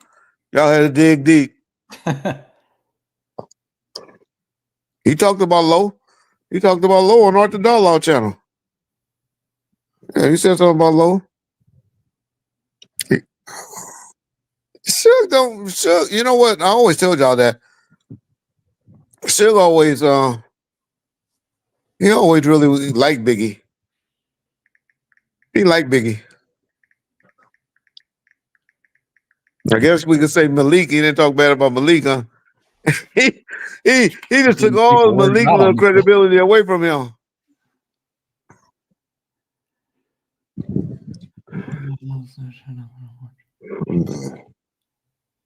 Hasn't talked bad about Miss Hilton or Misa. That's correct. He don't talk about females. I was talking about guys. Suge very rarely talk bad about females. Yeah. Yeah, but he ain't talked nothing. He ain't said nothing about Tretch, so bad or good. Yeah. Okay, y'all. Well, we done been here for about 3 hours. Mm-hmm. Reggie, what happened to the dude from Cross Atlantic and Jane? Oh, FG. Yeah, he just got tired. He told the story and got off. He ain't said nothing shit. He told me Al Heyman was a piece of shit because Al Heyman went into an interview and stole the name Scream Tour. He said Al Heyman went in there and made it seem like he came up with the name Scream. He said he came up with the name Scream because he said all those bitches going to be screaming, and so he said he came up with that name, and then Al Heyman would try to take the name. But I don't know if he ever said that publicly. Did he talk about Jesus? Can you read the super chat? All right, so we're gonna read this last super chat. Somebody named RNS1 said they sent us one, Okay, and then we're gonna get out of there. Let me find it. We try to look at all the super chats, make sure we didn't miss nobody. RS1. Okay. He said Suge won't ID Keefe if he's subpoenaed to testify. That'd be the worst thing for him to do for a DA to subpoena Suge on that case. Suge will get tore up by either side. it would be the worse for the defense to subpoena him, and it'd be worse for the DA to subpoena him because he has said so many different things, and the other side would just tear him apart. They would just tear him apart. So I don't think either one of them would want to subpoena him. TVD attorney might try to subpoena Suge, but that'd be the worst thing because there's something there's something that the California State Penitentiary do to all phone calls that made on no phone pads, no iPads. Y'all want to know what they do? They record now. And Reggie and Suge just started arguing again. Reggie and Suge just started arguing. Reggie and Suge used to talk for 3 or 4 months straight. Y'all don't think we ever talked about KPD? And what he saw or what he didn't see? Y'all sleep on that. Y'all don't think I got the call log of every time he called my phone? Or his girlfriend called my phone on a 3-way call? And that'd be easy for them just to go. Because he never called me on no burner phone. He always called me on that iPad. All right, y'all think about that. We missed another super chat, John. If you read that, and then we're gonna get It's off. not Here. a super chat. It's somebody asking. It was a $2.79 or something like that. I thought. Let me see. Who sent it? Joe Mule said he never talked bad about KFC or Pizza Hut. Oh yeah, I put that on the screen. Yeah. Okay. Joe, I never, yeah. I never, to be honest, I never seen Suge eat that type of food. You know what? That's not true. I'm lying. Suge was big. What type of pizza y'all think? Trivia question. What type of pizza y'all think Suge eat? Domino's. He eats a lot of it. He loved it. That's all he ate. Domino's. Well, I don't know what brand. Yeah. Oh, you mean like what he liked on his pizza? Yep. Oh, shit. I have no idea. Suge just eat cheese pizza. Really? That's all he eat. Cheese pizza. And he throw those little pepper things on it. Yeah. And cheese pizza. He's a big cheese pizza eater. Yep. Yeah. Yeah, I'm the meat lover guy. But no, he just eat cheese pizza. Yeah. But anyway, hey y'all. We appreciate y'all coming over here and supporting us. Those of y'all that came over here just to troll us and to talk shit, we appreciate y'all as well. Because guess what? Y'all views and y'all negative likes or positive likes work just as good as the positive ones. All right. So respect to all of y'all. And we'll be back at y'all hopefully by Thursday. Oh no, not Thursday. I'm lying. Because guess what's happening Thursday night? What's that? The NBA is back. So John, we either going to do something Wednesday or Friday. Okay. Yeah. Did y'all read my chat? What did you say, Awkward Beginnings? Type it right quick. I hate when people say that. Because I hate. There's gonna be a lot of them, yeah. Well, if it was just but they paid for it, Oh, let's see. Awkward beginnings. I can browse all the super chats and let me see. Awkward. Okay. Your dad came to West Park to speak to kids, and he was with the sheriffs when they raided my house, and Red Sr. was nice to my family on Alondra. Does that make sense? Respect. Okay. So did you mean Reggie Sr. or you meant Red, Big Red? Because we did have a Big Red. But Reggie, that's Reggie. Reggie, the shit that people say about Reggie is just bullshit. Reggie was community service before there was community service policing. Now Reggie Jr. was an asshole. But Reggie Sr. was different. He was a project kid. He was raised by a mother that had 16 kids, 17 total, with 16 brothers and sisters, and that worked at EDD after the Watts riots, helping getting people jobs. So she was almost like a social worker. But I get it. I understand why y'all believe what y'all believe. I let people on the internet talk about me too long before defending myself while they were alive. I just wish I would have been around when to defend myself before one overdosed on drugs and the other one put a gun in his mouth and blew his brains out. Peace bomb first.